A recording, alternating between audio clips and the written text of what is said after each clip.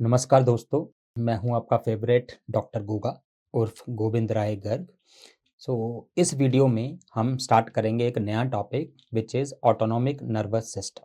ठीक है, तो पहले हम बेसिक्स पढ़ेंगे, कितने पार्ट्स होते हैं, कैसे डिवाइड करते हैं, क्या खास बात होती है उनमें, क्या फंक्शंस होते हैं, और उसके बाद हम स्टार्ट करेंगे cholinergic system. Okay, so we will start with the outline कि इसमें क्या क्या पढ़ने वाले हैं। पहले कहाँ से ओरिजिनेट होता है सिंपैथेटिक पैरासिम्पैथेटिक, उनमें क्या न्यूरोट्रांसमीटर्स होते हैं, उनके एक्शंस क्या होते हैं। फिर कॉलिनर्जिक रिसेप्टर्स के बारे में बात करेंगे और कॉलिनर्जिक ड्रग्स जो दो तरह की होती हैं, डायरेक्टली एक्टिंग और एसिटाइलकोलिनेस्टरेज इनहिबिटर्स, इन सब के बारे में हम पढ़ेंगे और एंड में हम फिनिश करेंगे ऑर्गेनोफॉस्फेट पॉइजनिंग के साथ। ओके, तो ये सारे टॉपिक्स हैं, हम स्टार्ट करते हैं। ऑटोनॉमिक नर्वस सिस्टम, नाम से क्या पता लग रहा है कि ये ऑटोनॉमिक एक्टिविटीज को कंट्रोल करता है। ऑटोनॉमिक मतलब जो हमारे कंट्रोल में ना हो। ठीक, जैसे हमें हाथ पैर हिलाने हैं तो हम अपनी मर्जी से हिला सकते हैं। मुझे हाथ यहाँ रखना है, मुझे हाथ यहाँ रखना है, अपनी मर्जी से कर सकते हैं। तो these are called voluntary activities, जो हमारे कंट्रोल में है, हम अपनी मर्जी से कंट्रोल कर सकते हैं। बट ऑटोनॉमिक एक्टिविटीज क्या होती हैं, जो हमारे कंट्रोल में नहीं है, इनवॉलंटरी एक्टिविटीज होती हैं। जैसे हार्ट रेट है, हम हार्ट रेट को एडजस्ट नहीं कर सकते। किसी को देख के दिल धड़कता है तो धड़कता है, ठीक है, तो हम उसको एडजस्ट नहीं कर सकते, हम कंट्रोल नहीं कर सकते। उन एक्टिविटीज को कहते हैं ऑटोनॉमिक। तो इन एक्टिविटीज को कंट्रोल करने वाला जो सिस्टम है वो है ऑटोनॉमिक नर्वस सिस्टम। ना ऑटोनॉमिक नर्वस सिस्टम जो होता है, ये दो पार्ट्स होते हैं इसके मेनली। एक होता है सिंपैथेटिक, एक होता है पैरासिम्पैथेटिक। बट ये कब कहेंगे सिंपैथेटिक, कब कहेंगे पैरासिम्पैथेटिक? बेसिकली जो ऑटोनॉमिक नर्वस सिस्टम है वो सेंट्रल नर्वस सिस्टम से ही निकलता है। सेंट्रल नर्वस सिस्टम मतलब ब्रेन और स्पाइनल कॉर्ड। तो autonomic nervous system is basically the efferent pathway of central nervous system. मतलब ब्रेन और स्पाइनल कॉर्ड से निकल के जो नर्व्स ऑर्गन्स तक जाती हैं, इंफॉर्मेशन लेके जाती हैं, उसको हम ऑटोनॉमिक कहते हैं। ठीक है, तो ऑटोनॉमिक नर्वस सिस्टम में जो मेन डिवीजन है कि वो सिंपैथेटिक है या पैरासिम्पैथेटिक है, ये प्योरली एनाटॉमिकल है। मतलब सीएनएस में किस जगह से फाइबर निकल रहे हैं। ठीक, अगर फाइबर्स ब्रेन से निकल रहे हैं दैट मीन्स क्रेनियल, या फिर sacral portion of spinal cord से निकल रहे हैं क्रेनियोसैक्रल, इसको हम कहते हैं parasympathetic. Craniosacral outflow is called as parasympathetic. Okay, on the other hand अगर वो थोरैसिक या लंबर पोर्शन स्पाइनल कॉर्ड के से निकलते हैं तो इनको हम कहते हैं सिंपैथेटिक।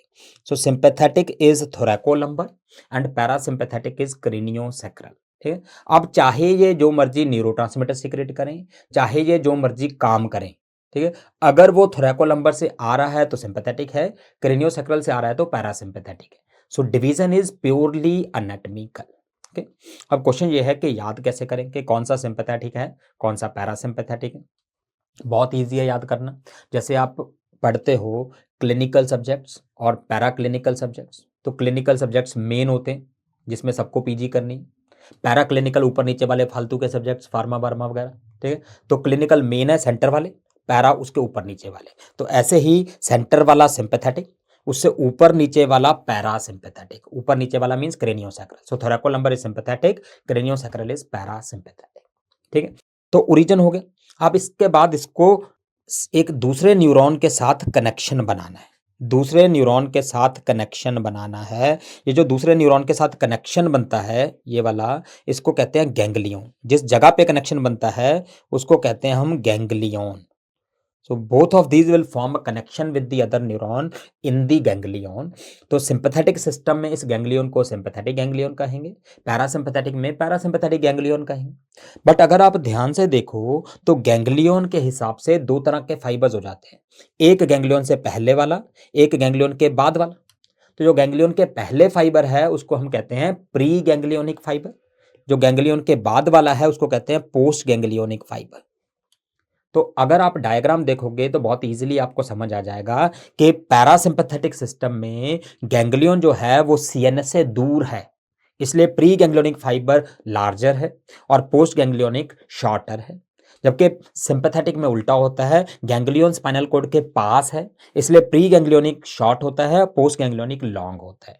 ओके, तो अब इसको याद कैसे करोगे कि किस में साइज ऑफ फाइबर क्या है? तो याद करना बहुत आसान है। हमें पता है कि अगर हमें किसी के साथ सिंपैथी है तो हम उसको अपने पास रखेंगे, तो ऐसा ही होता है। तो सिंपैथेटिक सिस्टम मतलब सिंपैथी है, तो हम इसमें गैंग्लियन को स्पाइनल कॉर्ड के पास रख लेते हैं। तो सिंपैथेटिक सिस्टम में स्पाइनल कॉर्ड के पास है गैंग्लियन, तो प्री गैंग्लियोनिक शॉर्ट होगा, पोस्ट गैंग्लियोनिक लॉन्ग होगा।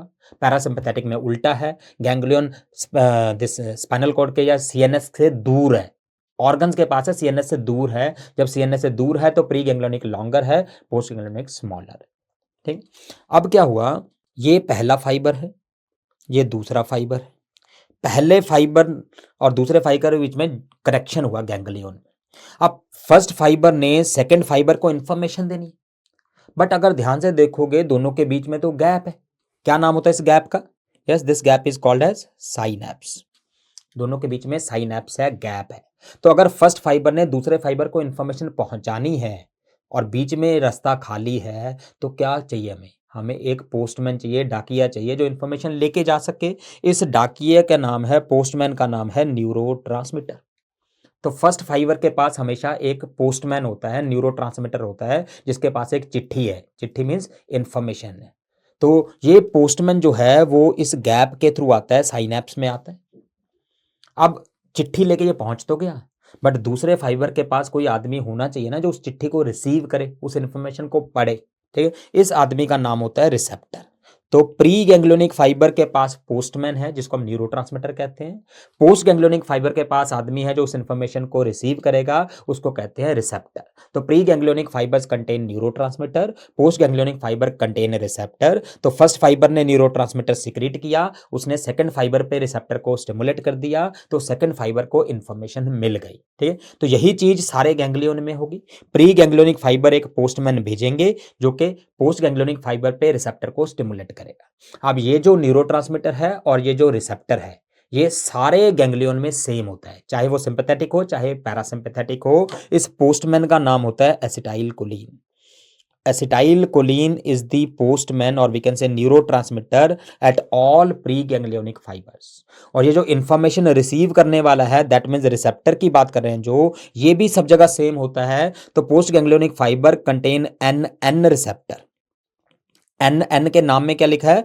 एन एन मतलब नर्व और नर्व, नर्व और नर्व का जंक्शन है, विच इज गैंग्लियन। तो प्री गैंग्लियोनिक फाइबर ने एसिटाइलकोलिन को रिलीज किया, उसने एन एन रिसेप्टर को स्टिमुलेट किया, तो सेकंड फाइबर के पास इंफॉर्मेशन आ गई। सेकंड फाइबर चाहे सिंपैथेटिक है चाहे पैरासिम्पैथेटिक है, इंफॉर्मेशन आ गई। ठीक, अब दूसरे फाइबर के पास इंफॉर्मेशन आ गई, अब वो क्या करेगा? अब ये फाइबर ऑर्गन्स में एंटर कर जाएगा, हार्ट में, किडनी में, आई में, ब्रेन में, जहां पे भी चाहिए हमें, ऑर्गन्स में एंटर कर जाएगा। और ऑर्गन्स में जाके क्या करे? जैसे सपोज ये आई में एंटर कर गया, या फिर हार्ट में एंटर कर गया, या किसी भी ऑर्गन में एंटर कर गया, तो वहां पे जाके अब ये भी एक पोस्टमैन भेजेगा। ऑर्गन्स में भी सेम चीज होगी कि ये फर्स्ट फाइबर है और सेकंड वाला ऑर्गन है। ठीक है, तो फर्स्ट फाइबर जो है, फर्स्ट फाइबर मतलब अब हमारा पोस्ट गैंग्लियोनिक फाइबर हो गया, ये फाइबर एक न्यूरोट्रांसमीटर सिक्रीट करेगा और वो जाके ऑर्गन में रिसेप्टर्स पे एक्ट करेगा। अब क्या होगा? न्यूरोट्रांसमीटर सेकंड फाइबर सिक्रेट करेगा और रिसेप्टर्स ऑर्गन में होंगे। ठीक? तो ये न्यूरोट्रांसमीटर जो है ये अलग अलग होता है। रिमेंबर, प्री गैंग्लियोनिक फाइबर सब ने एसिटाइलकोलिन सिक्रेट किया था, बट पोस्ट गैंग्लियोनिक फाइबर के न्यूरोट्रांसमीटर अलग अलग होते हैं। पैरासिम्पैथेटिक सिस्टम में ये न्यूरोट्रांसमीटर भी एसिटाइलकोलिन होता है। तो पैरासिम्पैथेटिक सिस्टम में प्री गैंग्लियोनिक ने भी एसिटाइलकोलिन रिलीज किया, पोस्ट गैंग्लियोनिक भी एसिटाइलकोलिन रिलीज करता है। इसलिए पैरासिम्पैथेटिक सिस्टम को हम दूसरा नाम देते हैं, क्या नाम देते हैं? Cholinergic system. कोलिनर्जिक मतलब एसिटाइलकोलिन काम कर रहा है इसमें, कोलिन। ठीक है, तो कोलिनर्जिक सिस्टम। जबकि सिंपैथेटिक सिस्टम में ये न्यूरोट्रांसमीटर मोस्टली नॉर एड्रेनालिन होता है, इसलिए सिंपैथेटिक सिस्टम को हम कहते हैं adrenergic system. Adrenergic system, remember adrenergic system नाम गलत है, क्योंकि एड्रेनालिन नहीं होता, न्यूरोट्रांसमीटर होता है नॉर एड्रेनालिन। तो right term is nor adrenergic. ठीक है, बट क्योंकि हम बहुत बिजी रहते हैं लाइफ में, इसलिए हम नॉर एड्रीनर्जिक बोलने की जगह एड्रीनर्जिक बोल देते हैं। ठीक है, नॉर नाम बोल के हम बहुत ज्यादा कीमती समय बचा लेते हैं अपना, बट होता नॉर एड्रीनर्जिक है, बट हम लिखते एड्रीनर्जिक हैं। एड्रीनर्जिक का मतलब यहाँ पे ये है कि नॉर एड्रेनालिन सिक्रीट होगा। बट एक एक्सेप्शन याद करनी है कि जो स्वेट ग्लैंड्स है हमारी, स्वेट ग्लैंड्स, स्वेट ग्लैंड्स में प्री गैंग्लियोनिक तो एसिटाइलकोलिन रिलीज करता है, बट पोस्ट गैंग्लियोनिक फाइबर जो स्वेट ग्लैंड्स में जा रहा है ये एसिटाइलकोलिन रिलीज करता है। रिमेंबर, एड्रीनर्जिक सिस्टम या सिंपैथेटिक सिस्टम जो है वो सब जगह पे नॉर एड्रेनालिन सिक्रेट करता है। बट स्वेट ग्लैंड्स में जाके वो एसिटाइलकोलिन सिक्रेट करता है। ठीक है? तो अगर आप स्वेट ग्लैंड्स की बात करो, इसमें प्री गैंग्लियोनिक भी एसिटाइलकोलिन रिलीज कर रहा है और पोस्ट गैंग्लियोनिक भी एसिटाइलकोलिन रिलीज कर रहा है। तो क्या हम कह सकते हैं कि ये पैरासिम्पैथेटिक सिस्टम है? नहीं, हम नहीं कह सकते। क्यों? क्योंकि आया तो थोरैकोलंबर से। Remember, division is based on anatomy. क्योंकि ये थोरैकोलंबर से आया है तो ये सिंपैथेटिक है। बट क्योंकि ये एसिटाइलकोलिन सिक्रेट कर रहा है, इसलिए हम कहेंगे कि nerve supply to sweat gland is sympathetic cholinergic. Normally sympathetic adrenergic होता है, बट स्वेट ग्लैंड्स में सिंपैथेटिक कॉलिनर्जिक होता है। ओके, तो nerve supply to sweat gland is sympathetic cholinergic. तो हमने ये बेसिक बेसिक चीजें पढ़ ली, एक बार क्विकली रिवाइज कर लेते हैं। अभी तक हमने क्या पढ़ा है? हमने पढ़ा है कि ऑटोनॉमिक नर्वस सिस्टम की दो डिविजन्स होती हैं, सिंपैथेटिक और पैरासिम्पैथेटिक। हम उनको डिवाइड करते हैं किसके बेसिस पे? एनाटॉमी के बेसिस पे। थोरैकोलंबर सिंपैथेटिक है, क्रेनियोसैक्रल पैरासिम्पैथेटिक है। क्लियर? तो पहला तो ये हो गया। दूसरा, गैंग्लियन का लोकेशन। गैंग्लियन सिंपैथेटिक में पास होता है, इसलिए प्री गैंग्लियोनिक स्मॉल है, पोस्ट गैंग्लियोनिक लॉन्ग है। पैरासिम्पैथेटिक में उल्टा है, pre ganglionic long, post ganglionic small. और तीसरा, न्यूरोट्रांसमीटर। सारे प्री गैंग्लियोनिक में एसिटाइलकोलिन होता है, बट पोस्ट गैंग्लियोनिक पैरासिम्पैथेटिक में तो एसिटाइलकोलिन होता है, बट सिंपैथेटिक में नॉरएड्रेनालिन होता है। एक एक्सेप्शन है स्वेट ग्लैंड्स, वहां पे सिंपैथेटिक में भी कॉलिनर्जिक होता है। ओके, अब आते हैं हम सबसे इंपॉर्टेंट चीज, फंक्शंस या actions of sympathetic and parasympathetic. आप ग्रॉसली याद कर लो कि सिंपैथेटिक और पैरासिम्पैथेटिक के काम उल्टे होते हैं। मतलब अगर एक स्टिमुलेट करता है तो दूसरा इनहिबिट करेगा। तो अगर हम ग्रॉसली काम देखें, पैरासिम्पैथेटिक और सिंपैथेटिक के उल्टे होते हैं और इनको याद करना बहुत आसान है। अगर हम बात करें कि जो सिंपैथी होती है, सिंपैथी दिल से रिलेटेड होती है, हार्ट से रिलेटेड होती है, तो सिंपैथेटिक सिस्टम जो है वो हार्ट को स्टिमुलेट करेगा। लॉजिकल। पैरासिम्पैथेटिक उल्टा है, तो ये हार्ट को इनहिबिट करेगा। बट अगर आप ध्यान से देखो तो मैंने सिंपैथेटिक सिस्टम में 3+ लिखा है, जबकि पैरासिम्पैथेटिक में 2 नेगेटिव लिखा है। अब इसका क्या मतलब है कि जो 3+ है, इसका मतलब है कि सिंपैथेटिक सिस्टम हार्ट में 3 चीजों को स्टिमुलेट करता है। कौन कौन सी 3 चीजें? एक, हार्ट रेट। दूसरा, कंडक्शन, एट्रियम से वेंट्रिकल वाला कंडक्शन। और तीसरा, कॉन्ट्रैक्टिलिटी। तो सिंपैथेटिक सिस्टम हार्ट में 3 चीजों को स्टिमुलेट करता है, रेट को, कंडक्शन को और कॉन्ट्रैक्टिलिटी को। ठीक, तीनों इंक्रीज करता है, रेट भी, कंडक्शन भी, कॉन्ट्रैक्टिलिटी भी। अगर आप टेक्निकल टर्म्स देखोगे तो हार्ट रेट के लिए कौन सी टर्म यूज होती है? Yes, it is chronotropic. So sympathetic system has positive chronotropic effect, मतलब हार्ट रेट बढ़ाना। पॉजिटिव क्रोनोट्रॉपिक मतलब हार्ट रेट बढ़ना, नेगेटिव मतलब कम होना। तो सिंपैथेटिक सिस्टम पॉजिटिव क्रोनोट्रॉपिक होता है। अब कंडक्शन को क्या लिखते हैं टेक्निकली? इसको लिखते हैं हम dromotropic. Dromotropic. So sympathetic system has positive dromotropic effect, मतलब कंडक्शन बढ़ाता है, पॉजिटिव। ऐसे ही कॉन्ट्रैक्शन को क्या लिखते हैं? इसको लिखते हैं हम inotropic. So sympathetic system has positive inotropic action. तो सिंपैथेटिक सिस्टम का पॉजिटिव क्रोनोट्रॉपिक, ड्रोमोट्रॉपिक और आइनोट्रॉपिक इफेक्ट होता है। सिंपल लैंग्वेज में रेट, कंडक्शन और कॉन्ट्रैक्टिलिटी बढ़ाता है। But on the other hand अगर आप पैरासिम्पैथेटिक की बात करो तो इसमें हमने 2 ही नेगेटिव लिखा है। तो इसका मतलब यह है कि ये पहली 2 चीजों को कम करता है, मींस ये रेट और कंडक्शन को कम करता है। मतलब इसका नेगेटिव क्रोनोट्रॉपिक और नेगेटिव ड्रोमोट्रॉपिक इफेक्ट होता है। बट पैरासिम्पैथेटिक सिस्टम कॉन्ट्रैक्टिलिटी को कुछ खास अफेक्ट नहीं करता। अब क्वेश्चन ये है कि कॉन्ट्रैक्टिलिटी को ये अफेक्ट क्यों नहीं करता? क्यों? क्योंकि वेंट्रिकल्स में पैरासिम्पैथेटिक नर्व सप्लाई नहीं होती। जब पैरासिम्पैथेटिक नर्व्स ही नहीं है तो काम कहां से करेंगे? तो क्योंकि कॉन्ट्रैक्टिलिटी तो वेंट्रिकल के कारण है ना, तो वेंट्रिकल में नर्व्स नहीं है या बहुत कम है, इसलिए कुछ मेजर काम नहीं होता है। तो सिंपैथेटिक सिस्टम तीनों चीजें बढ़ाता है, रेट, कंडक्शन, कॉन्ट्रैक्टिलिटी। पैरासिम्पैथेटिक 2 कम करता है, रेट और कंडक्शन मेनली। ओके, ये हो गया इफेक्ट हार्ट पे। अब हार्ट के अलावा अगर हम बाकी जगह पे देखें तो आप सिंपली उल्टा कर दो, मतलब पैरासिम्पैथेटिक स्टिमुलेटरी है, सिंपैथेटिक इनहिबिटरी है। ठीक, ये सिर्फ याद करने के लिए, डिटेल हम अलग अलग चैप्टर्स में पढ़ेंगे, ग्रॉसली आप याद कर सकते हो और याद करना बहुत आसान है। हमें पता है सिंपैथी हार्ट से रिलेटेड है, तो सिंपैथेटिक सिस्टम हार्ट को स्टिमुलेट करेगा और बाकी सब जगह इनहिबिट करेगा। पैरासिम्पैथेटिक उल्टा है, वो हार्ट को इनहिबिट करेगा, बाकी सब जगह स्टिमुलेट करेगा। अब बाकी सब जगह हम कर रहे हैं, बट बाकी सब जगह का मतलब समझ लेते हैं, कुछ एग्जांपल से देख लेते हैं। सपोज हम बात करें ब्रोंकस की। तो पैरासिम्पैथेटिक क्या करेगा? Stimulate means bronchoconstriction. Bronchoconstriction, ये जो बीसी लिखा है ये वो विराट कोहली वाला नहीं लिख रहा, ठीक है? बीसी मतलब ब्रोंको कंस्ट्रिक्शन है यहाँ पे। तो सिंपैथेटिक क्या करेगा? पैरासिम्पैथेटिक क्या करेगा? Bronco constriction. सिंपैथेटिक उल्टा है तो क्या करेगा? Bronchodilation. ठीक। अगर हम वही जीआईटी की बात करें तो पैरासिम्पैथेटिक क्या करेगा? स्टिमुलेट करेगा। स्टिमुलेशन ऑफ जीआईटी का क्या मतलब है? पेरिस्टालसिस बढ़ गई, सिक्रीशंस बढ़ गई, और अगर पेरिस्टालसिस बढ़ गई, सिक्रीशंस बढ़ गई तो क्या होगा? There is predisposition to diarrhoea, मतलब ओवर एक्टिव पैरासिम्पैथेटिक सिस्टम से डायरिया हो जाए। सिंपैथेटिक उल्टा है, इसमें कॉन्स्टिपेशन हो जाए। ऐसे ही अगर हम यूरिनरी ब्लैडर की बात करें तो पैरासिम्पैथेटिक स्टिमुलेट मतलब ब्लैडर को कॉन्ट्रैक्ट करेगा, और जब कॉन्ट्रैक्ट होगा तो यूरिन पास होगा। तो parasympathetic will cause increase in urine outflow, urine outflow को बढ़ाएगा। सिंपैथेटिक उल्टा है, ये कम करने की कोशिश करेगा। ऐसे ही अगर हम ग्लैंड्स की बात करें तो parasympathetic will stimulate the glands, और जब ग्लैंड स्टिमुलेट हुई तो सिक्रीशंस बढ़ गई, तो इट विल इंक्रीज सिक्रीशंस को बढ़ा दे। पर्टिकुलरली बहुत ज्यादा वाटर सिक्रेट करेगा, सिक्रेशन में वाटरी सिक्रेशंस हो जाएंगी, और इसमें सिक्रेशंस कम हो जाएंगी या वाटर कम हो जाएगा सिक्रेशन में, थिक हो जाएंगी सिक्रेशंस। ठीक। अगर हम वही बात करें आई की प्यूपिल की बात करें तो पैरासिम्पैथेटिक क्या करेगा? प्यूपिल को कॉन्ट्रैक्ट करेगा, और कॉन्ट्रैक्शन ऑफ प्यूपिल को क्या बोलते हैं? Yes, it is called as miosis. Parasympathetic stimulation से मियोसिस होती है। सिंपैथेटिक उल्टा है, प्यूपिल को डायलेट करेगा, it is known as mydriasis. तो अगर आपको मियोसिस मिड्रियासिस में कंफ्यूजन होती है, जो कि ज्यादातर को नहीं होती, तो याद करना इजी है। मियोसिस जो है छोटा लेटर है, मिड्रियासिस जो है लिखने में बड़ा है। तो मिड्रियासिस में प्यूपिल बड़ी है, मींस डायलेटेशन है। मियोसिस में प्यूपिल छोटी है, मतलब कंस्ट्रक्शन ऑफ प्यूपिल। ठीक। तो हमने क्या पढ़ा कि सिंपैथेटिक और पैरासिम्पैथेटिक के काम उल्टे होते हैं, और याद करना इजी है। सिंपैथी रिलेटेड टू हार्ट, तो सिंपैथेटिक सिस्टम हार्ट को स्टिमुलेट करता है, बाकी सब जगह इनहिबिट करता है। पैरासिम्पैथेटिक उल्टा है, हार्ट को इनहिबिट करता है, बाकी सब जगह स्टिमुलेट करता है। तो ज्यादातर जगह पे इनके एक्शन उल्टे हैं। बट जो सेक्सुअल सिस्टम है उसमें इन दोनों के एक्शन कॉम्प्लीमेंट्री हैं।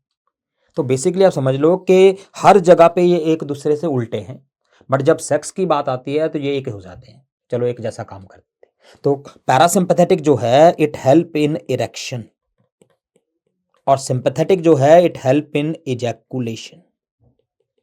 पैरासिम्पैथेटिक इरेक्शन करता है, सिंपैथेटिक इजैकुलेशन करता है। अब इसमें भी अगर कंफ्यूजन होती है कि किससे इरेक्शन होता है किससे इजैकुलेशन होता है, तो you can remember from the word point and shoot. जैसे तीर चलाते हैं पहले पॉइंट करते हैं, गोली चलाते हैं पहले पॉइंट करते हैं, फिर हम शूट कर देते हैं।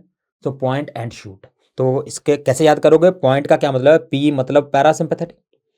पैरासिम्पैथेटिक पॉइंट करेगा, पॉइंट करने के लिए क्या चाहिए? इरेक्शन चाहिए, तो parasympathetic cause erection. Then shoot करना, तो shoot means ejaculation, so S means sympathetic system. So sympathetic system जो है वो इजैकुलेशन करेगा, parasympathetic cause erection, sympathetic system cause ejaculation. Clear? तो ये मेन इंपॉर्टेंट एक्शंस हैं सिंपैथेटिक और पैरासिम्पैथेटिक के। रिमेंबर ये सिर्फ याद करने के लिए हैं, एग्जैक्ट डिटेल्स हम पढ़ेंगे चैप्टर्स के साथ साथ, but here grossly you can remember कि सिंपैथेटिक सिस्टम हार्ट को स्टिमुलेट करता है, बाकी जगह इनहिबिट करता है। पैरासिम्पैथेटिक उल्टा है, वो हार्ट को इनहिबिट करता है, बाकी जगह स्टिमुलेट करता है, बट सेक्सुअल सिस्टम पे कॉम्प्लीमेंट्री है, point and shoot. Parasympathetic cause erection, sympathetic cause ejaculation. Okay, तो ये हो गए हमारे ग्रॉसली सिंपैथेटिक और पैरासिम्पैथेटिक के एक्शंस और डिविजन्स। यहां तक कोई problem? No problem. So now we can discuss these systems separately in detail. ठीक है, अलग अलग पढ़ते हैं। We will start with the cholinergic system, parasympathetic system या कोलिनर्जिक सिस्टम कह लो। तो सबसे पहले हम क्विकली रिवाइज कर लेते हैं कि इस कोलिनर्जिक सिस्टम में हमने ऑलरेडी क्या पढ़ रखा है। कहां से ओरिजिनेट होता है पैरासिम्पैथेटिक सिस्टम? यस, पैरा ऊपर नीचे वाला, सो इट इज क्रेनियोसैक्रल। अब क्वेश्चन ये है कि which cranial nerves are parasympathetic? कौन कौन सी होती हैं? Yes, it is 3, 7, 9 and 10। Third is oculomotor, 7th is facial, 9th is glossopharyngeal and 10th is vagus. ये सारी नर्व जो हैं वो पैरासिम्पैथेटिक। फार्मा में हम कई जगह पे पढ़ते हैं 2, 7, 9, 10। वो क्या होता है? 2, 7, 9, 10 सुना आप? हाँ, 2, 7, 9, 10 क्या होता है? वो होता है विटामिन के dependent clotting factors. 3, 7, 9, 10 parasympathetic nerves. और अगर आपको एनाटॉमी थोड़ी बहुत याद हो, उसमें थ्योरी के एग्जाम में गैंग्लियंस पे उस क्वेश्चन आता था, ciliary ganglion, pterygopalatine ganglion, facial ganglion, तो कुछ कुछ गैंग्लियन पे आता था। तो वो गैंग्लियन क्या है, वो सारे इन नर्व्स के ही गैंग्लियन है, 3, 7, 9, 10 पैरासिम्पैथेटिक गैंग्लियन ही है, ठीक। तो इन जगह से ओरिजिनेट होता है पैरासिम्पैथेटिक सिस्टम। तो कौन सी क्रेनियल नर्व पैरासिम्पैथेटिक है, 3, 7, 9, 10।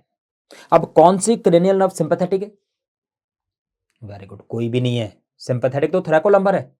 तो 4 क्रेनियल पैरासिम्पैथेटिक है, बाकी सारी क्रेनियल नर्व नॉन ऑटोनॉमिक है। वो सिंपैथेटिक नहीं है, नॉन ऑटोनॉमिक है। नॉन ऑटोनॉमिक मतलब सोमैटिक नर्व्स है, ओके। तो 3, 7, 9, 10 पैरासिम्पैथेटिक है। देन सैक्रल जो है वो हमारा है S2, 3, 4। तो 4 क्रेनियल नर्व और 3 स्पाइनल नर्व से इंफॉर्मेशन आती है, ठीक है। अब इंफॉर्मेशन आके ये गैंग्लियन में कनेक्शन बनाती है। हमने ऑलरेडी बता दिया था गैंग्लियन कहाँ है, ऑर्गन्स के पास है, सीएनएस से दूर है। तो प्री गैंग्लियोनिक फाइबर लॉन्गर है, पोस्ट गैंग्लियोनिक शॉर्टर है। अब गैंग्लियन में कौन सा न्यूरोट्रांसमीटर है, एसिटाइलकोलिन। ऑर्गन्स में जाके कौन सा न्यूरोट्रांसमीटर सिक्रेट करता है, एसिटाइलकोलिन। इसीलिए हम पैरासिम्पैथेटिक को कोलिनर्जिक भी कहते हैं, क्योंकि सारा काम एसिटाइलकोलिन कर। तो अगर सब कुछ एसिटाइलकोलिन ही कर रहा है तो उसकी खबर ले लेते, कहाँ से आया, कहाँ गया, क्या किया, एवरीथिंग। तो हम पढ़ते हैं एसिटाइलकोलिन के बारे में पहले। तो अगर हम देखें, ये फर्स्ट फाइबर है, ये सेकंड फाइबर है। फर्स्ट फाइबर ने स्टोर किया एसिटाइलकोलिन वेसाइकल के अंदर। पहला क्वेश्चन, ये एसिटाइलकोलिन कहां से आया, फर्स्ट फाइबर में कहां से आया? आंसर इज, ये इस न्यूरॉन ने बनाया। रिमेंबर, जब हम फिजियोलॉजी में न्यूरोट्रांसमीटर की डेफिनेशन पढ़ते हैं तो न्यूरोट्रांसमीटर उस न्यूरॉन में बनना चाहिए। It has to be synthesised in that neuron.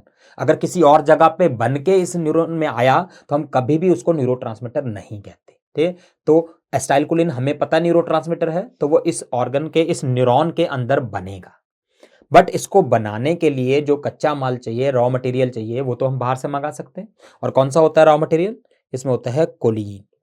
तो जो पहला स्टेप होता है that is uptake of choline. Choline बाहर से अंदर आता है, ठीक। उसके बाद इस कोलिन को एसिटाइल कोलिन में कन्वर्ट कर देते हैं, तो इस न्यूरॉन में सिंथेसाइज हो गई। अब सिंथेसिस होने के बाद इसको हम वेसाइकल में भेज देते हैं और वहां जाके स्टोर हो जाता है। तो एसिटाइलकोलिन यहां पे स्टोर रहता है। जब भी ये न्यूरॉन स्टिमुलेट होता है, जब भी पैरासिम्पैथेटिक एक्टिविटी स्टिमुलेट होती है, तो एसिटाइलकोलिन जो है वो सिक्रीट हो जाता है साइनेप्स में, ठीक। एसिटाइलकोलिन जो है, एक्सोसाइटोसिस कहते हैं इसको, बाहर निकल जाता है वेसाइकल में से साइनेप्स में। अब जब ये यहां पे आ गया तो इसने काम करना शुरू कर दिया। तो जो भी इसको रिसेप्टर मिलते हैं, एसिटाइलकोलिन के रिसेप्टर्स मिलते हैं, ये उनको स्टिमुलेट कर देता है, इंफॉर्मेशन पास हो जाती है, सेकंड न्यूरॉन के पास या ऑर्गन्स के पास इंफॉर्मेशन चलेगी। बट हमें पता है कि कोई भी सब्सटेंस जिंदगी भर तो काम नहीं करता, हमें काम को तो रोकना ही है। तो एसिटाइलकोलिन का काम भी कुछ देर बाद रुक जाता है। कैसे रुकता है? इसका मेटाबॉलिज्म हो जाता है, टूट जाता है। और कौन सा एंजाइम तोड़ता है इसको? एसिटाइलकोलिन एस्टिरेज। तो एसिटाइलकोलिन एस्टिरेज ने इसको तोड़ दिया, ठीक। तो बेसिकली क्या हुआ, बाहर से कोलिन आया, एसिटाइलकोलिन बना, स्टोर हो गया। जब नर्व इंपल्स आई तो रिलीज हुआ, उसने काम किया और उसके बाद वो टूट गया। अब इतने सारे स्टेप्स में से कौन सा स्टेप सबसे रेट लिमिटिंग स्टेप है, ठीक। तो क्वेश्चन पूछा जाता है, what is the rate limiting step in parasympathetic system? कौन सा होता है रेट लिमिट? अच्छा, अगर आपको पढ़ाई करनी है तो सबसे मुश्किल काम क्या होता है उसमें? शुरू करना, स्टार्ट करने तो सबसे मुश्किल होता है, यहां पे भी वही है। तो जो पहला स्टेप है uptake of choline, that is the rate limiting step. तो पैरासिम्पैथेटिक सिस्टम में रेट लिमिटिंग स्टेप क्या है? Uptake of choline. अब क्या है कि ये जो एसिटाइलकोलिन आया, इसी ने तो काम किया ना रिसेप्टर्स पे। तो अगर साइनेप्स में जो एसिटाइलकोलिन है, अगर हम उसका लेवल मैनिपुलेट कर दें, कम कर दें या ज्यादा कर दें, तो पैरासिम्पैथेटिक एक्टिविटी चेंज हो सकती है, ठीक। अब इसको करें कैसे? क्या ऑप्शंस है हमारे पास? हमारे पास पहला ऑप्शन क्या है कि हम रेट लिमिटिंग स्टेप को ही इनहिबिट कर दें। मतलब अगर कोलिन आएगा ही नहीं तो एसिटाइलकोलिन बनेगा नहीं, बनेगा नहीं तो रिलीज नहीं होगा, तो काम नहीं होगा।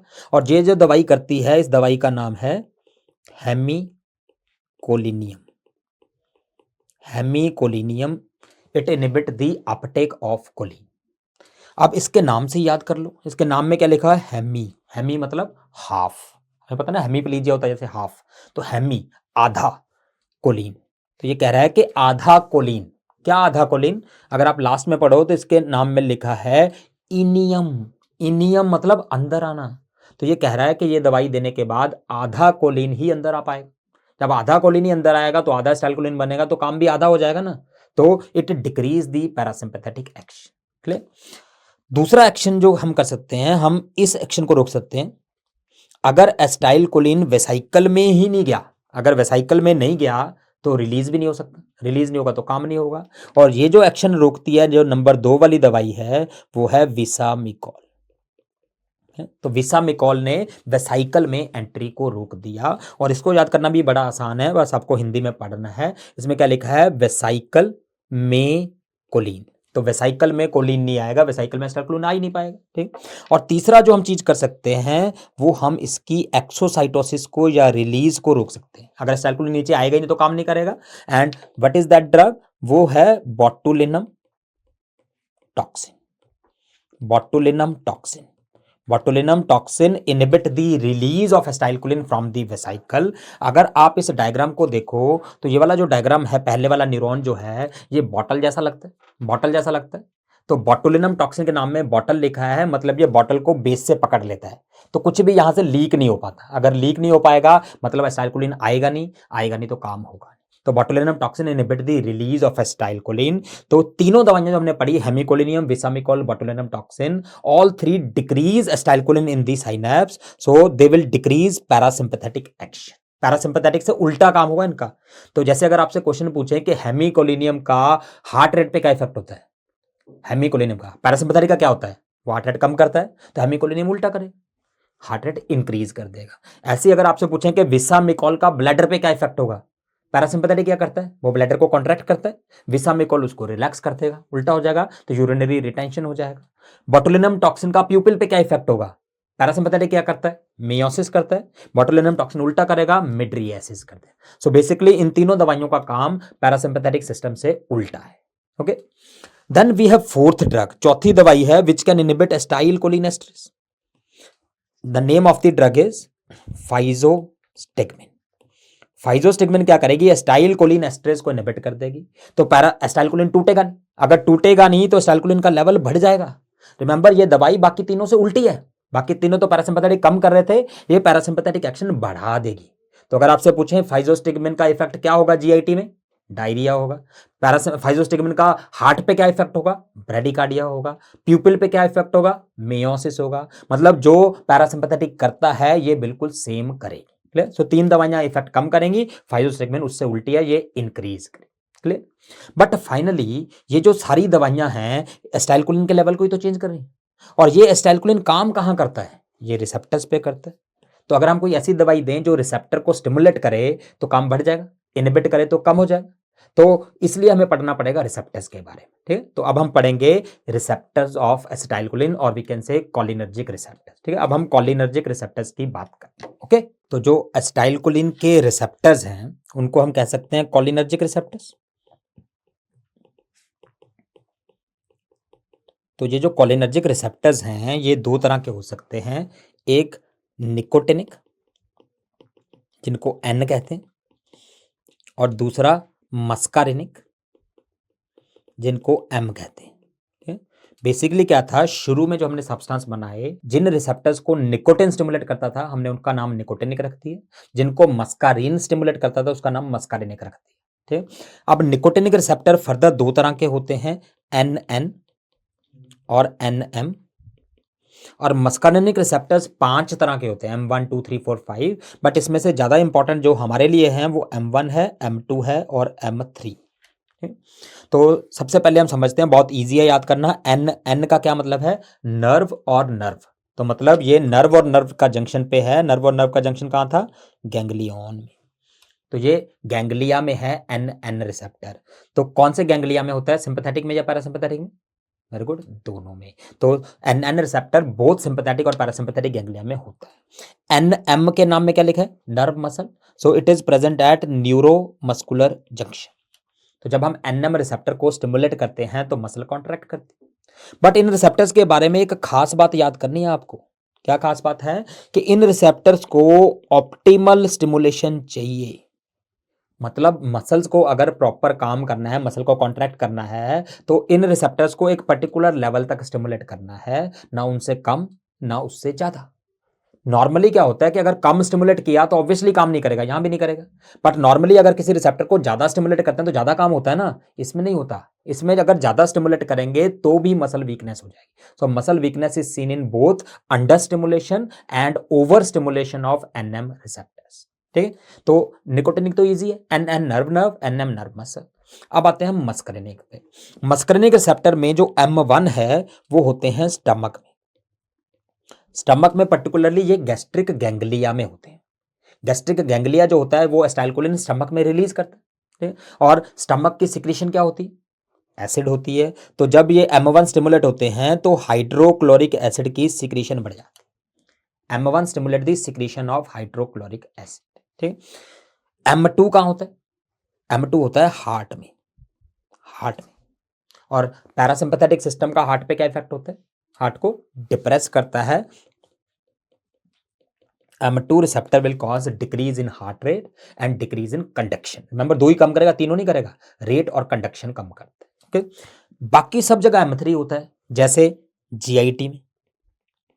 अगर हम M3 को स्टिमुलेट करेंगे तो क्या होगा? GIT की सिक्रीशंस बढ़ जाएंगी, GIT की पेरिस्टालसिस बढ़ जाएगी, तो क्या हो जाएगा? Person is predispose to diarrhoea. Diarrhoea होने का चांस हो जाए। M3 होता है यूरिनरी ब्लैडर में। तो अगर हमने ब्लैडर में स्टिमुलेट किया तो क्या हो जाएगा? ब्लैडर कॉन्ट्रैक्ट करेगा, यूरिन आउटफ्लो बढ़ जाएगा। So it increase the contraction of bladder, और we can say it increase the urination, outflow को बढ़ा देगा। M3 रिसेप्टर्स होता है प्यूपिल में भी। तो क्या करेगा? प्यूपिल को कॉन्ट्रैक्ट करेगा। जब प्यूपिल कॉन्ट्रैक्ट होगी तो क्या बोलेंगे उसको? मियोसिस। M3 होता है ग्लैंड्स में भी। क्या करेगा? इंक्रीज दी सिक्रीशंस, हमें पहले पता है M3 स्टिमुलेट होने से सिक्रीशंस बढ़ जाए, सिक्रीशंस बढ़ जाए। M3 होता है ब्रोंकस में भी। जब ब्रोंकस में स्टिमुलेट करेंगे तो क्या होगा? ब्रोंको कंस्ट्रिक्शन हो जाएगा। हमने ऑलरेडी पढ़ा है, जो भी पैरासिम्पैथेटिक करता है वही काम होगा। ठीक है, तो सिर्फ आपको लोकेशन पता होनी चाहिए। अगर लोकेशन पता है तो एक्शन तो हम अपने आप पता कर ही लेंगे, और लोकेशन याद करना बहुत आसान है। हमने क्या बताया? M1 स्टमक में, M2 हार्ट में है, बाकी सब जगह M3। तो कैसे याद करोगे कि पहले खाना खाओ, पहले खाओ पियो, वीकेंड से पहले खाओ पियो, फिर दिल लगाओ, और बाकी काम बाद में कर ले। ठीक, पहले खाओ पियो मतलब M1 स्टमक, फिर दिल लगाओ मतलब M2 हार्ट में, और बाकी काम बाद में मतलब बाकी सब जगह M3। ठीक, तो M1 स्टमक में है, M2 हार्ट में, बाकी सब जगह M3 है। एक्शन हमें पता ही है, हार्ट वाले में इनहिबिट कर देंगे, बाकी जगह स्टिमुलेट कर देंगे। ठीक? अब इसके अलावा आपको लास्ट चीज याद करनी है कि ब्रेन में, CNS में हमारे पास सारे मस्करिनिक रिसेप्टर्स होते हैं। M1 M2 M3 M4 M5 भी होते हैं। ठीक है, सबसे मेन होता है M1, बट होते सारे। तो CNS में सारे रिसेप्टर्स होते हैं। क्लियर? तो कॉलिनर्जिक रिसेप्टर्स की लोकेशन या एक्शन याद करने में कोई दिक्कत? No problem. एक बार रिवाइज कर लेते हैं कोई के लिए। NN nerve and nerve, NM nerve and muscle, then M1 M2 M3 में कैसे याद किया? पहले खाओ पियो, फिर दिल लगाओ, बाकी काम बाद। तो ये हो गया हमारा कॉलिनर्जिक रिसेप्टर्स। ओके, अब अगर आप देखो जो पैरासिम्पैथेटिक सिस्टम है, इसमें दो तरीके के एक्शंस ला सकते हैं। एक, हम इसको स्टिमुलेट कर सकते हैं, दूसरा हम इसको इनहिबिट कर सकते हैं। यही दो चीजें। अगर कोई दवाई इसको स्टिमुलेट करती है तो हम उसको बोलेंगे पैरासिम्पैथोमाइमेटिक। क्योंकि पैरासिम्पैथेटिक सिस्टम हम कॉलिनर्जिक कहते हैं, तो this can be called as cholinergic drug. तो पैरासिम्पैथोमाइमेटिक, माइमेटिक का क्या मतलब है? मिमिक करना। मिमिक करना मतलब सेम एक्शन जो पैरासिम्पैथेटिक करता था वैसा ही एक्शन होगा इस दवाई का। ओके, जबकि अगर कोई दवाई इनहिबिट करती है तो उसको क्या बोलेंगे हम? पैरासिम्पैथोलिटिक। क्योंकि ये कॉलिनर्जिक सिस्टम है तो उसको इनहिबिट करने वाले को क्या बोलेंगे? Anti cholinergic. ठीक, तो लिटिक मतलब लाइसिस, मतलब रोकना। जो पैरासिम्पैथेटिक के काम को रोके तो वो लिटिक है। ठीक, तो हमारे पास दो तरह की दवाइयां हो सकती हैं, एक कॉलिनर्जिक, एक एंटी कॉलिनर्जिक। तो हम स्टार्ट करेंगे डिस्कशन कॉलिनर्जिक ड्रग्स से। कॉलिनर्जिक से स्टार्ट करते हैं, जब पैरासिम्पैथोमाइमेटिक ड्रग से डिस्कशन स्टार्ट कर रहे हैं। अब इन दवाइयों को पढ़ने से पहले हम फिर से वही डायग्राम बनाते हैं। हमने बताया था कि एसिटाइल कोलिन वेसाइकल में स्टोर हो, जब नर्व इंपल्स आई तो रिलीज हो, उसके बाद इसने रिसेप्टर्स को स्टिमुलेट किया। और हमने पढ़ लिया कि रिसेप्टर दो तरह के हो सकते हैं, या तो उस जगह पे निकोटिनिक होगा या मस्करिनिक हो। फिर हमने ये भी पढ़ा था कि अपना काम करने के बाद ये मेटाबोलाइज हो जाए। Acetylcholine is broken down, the enzyme is acetylcholine esterase. Acetylcholine esterase इसको तोड़ दे। ठीक। अब अगर हमें कोलिनर्जिक एक्शन चाहिए, पैरासिम्पैथेटिक एक्शन चाहिए, तो हमारे पास क्या ऑप्शंस है? क्या क्या ऑप्शंस है? पहला ऑप्शन कि हम ऐसी दवाई दे दें जो सीधा इन रिसेप्टर्स को स्टिमुलेट कर दे, या तो एनएन को या एनएम को या एम1 को या एम2 को या एम3 को, मतलब जो दवाई सीधा रिसेप्टर को स्टिमुलेट कर दे वो पैरासिम्पैथेटिक एक्शन कर सकती है। तो इस तरह की दवाई को हम क्या बोलेंगे? Directly acting drug. So cholinergic drug may be directly acting. Directly acting मतलब सीधा रिसेप्टर पे काम करती। दूसरा ऑप्शन क्या है कि हम ऐसी दवाई दे दें जो एसिटाइलकोलिन एस्टरेज को इनहिबिट करे। अगर हमने इस एंजाइम को इनहिबिट कर दिया तो एसिटाइलकोलिन टूटेगा नहीं। जब एसिटाइलकोलिन नहीं टूटेगा तो उसका लेवल बढ़ जाए। जब एसिटाइलकोलिन का लेवल बढ़ गया तो वो निकोटिनिक और मस्करिनिक रिसेप्टर को स्टिमुलेट करने लग गया, तो फिर से कोलिनर्जिक एक्शन आ गया। तो इस तरह की दवाई को हम कहते हैं इनडायरेक्टली एक्टिंग ड्रग। तो इनडायरेक्टली एक्टिंग ड्रग को simply you can write indirectly मतलब एसिटाइलकोलिन एस्टरेज इनहिबिटर।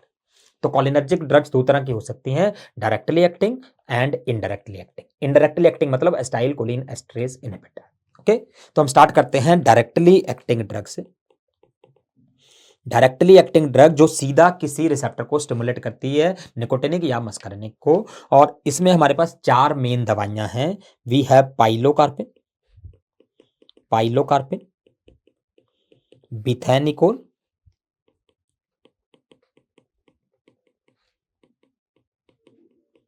मीथाकोलिन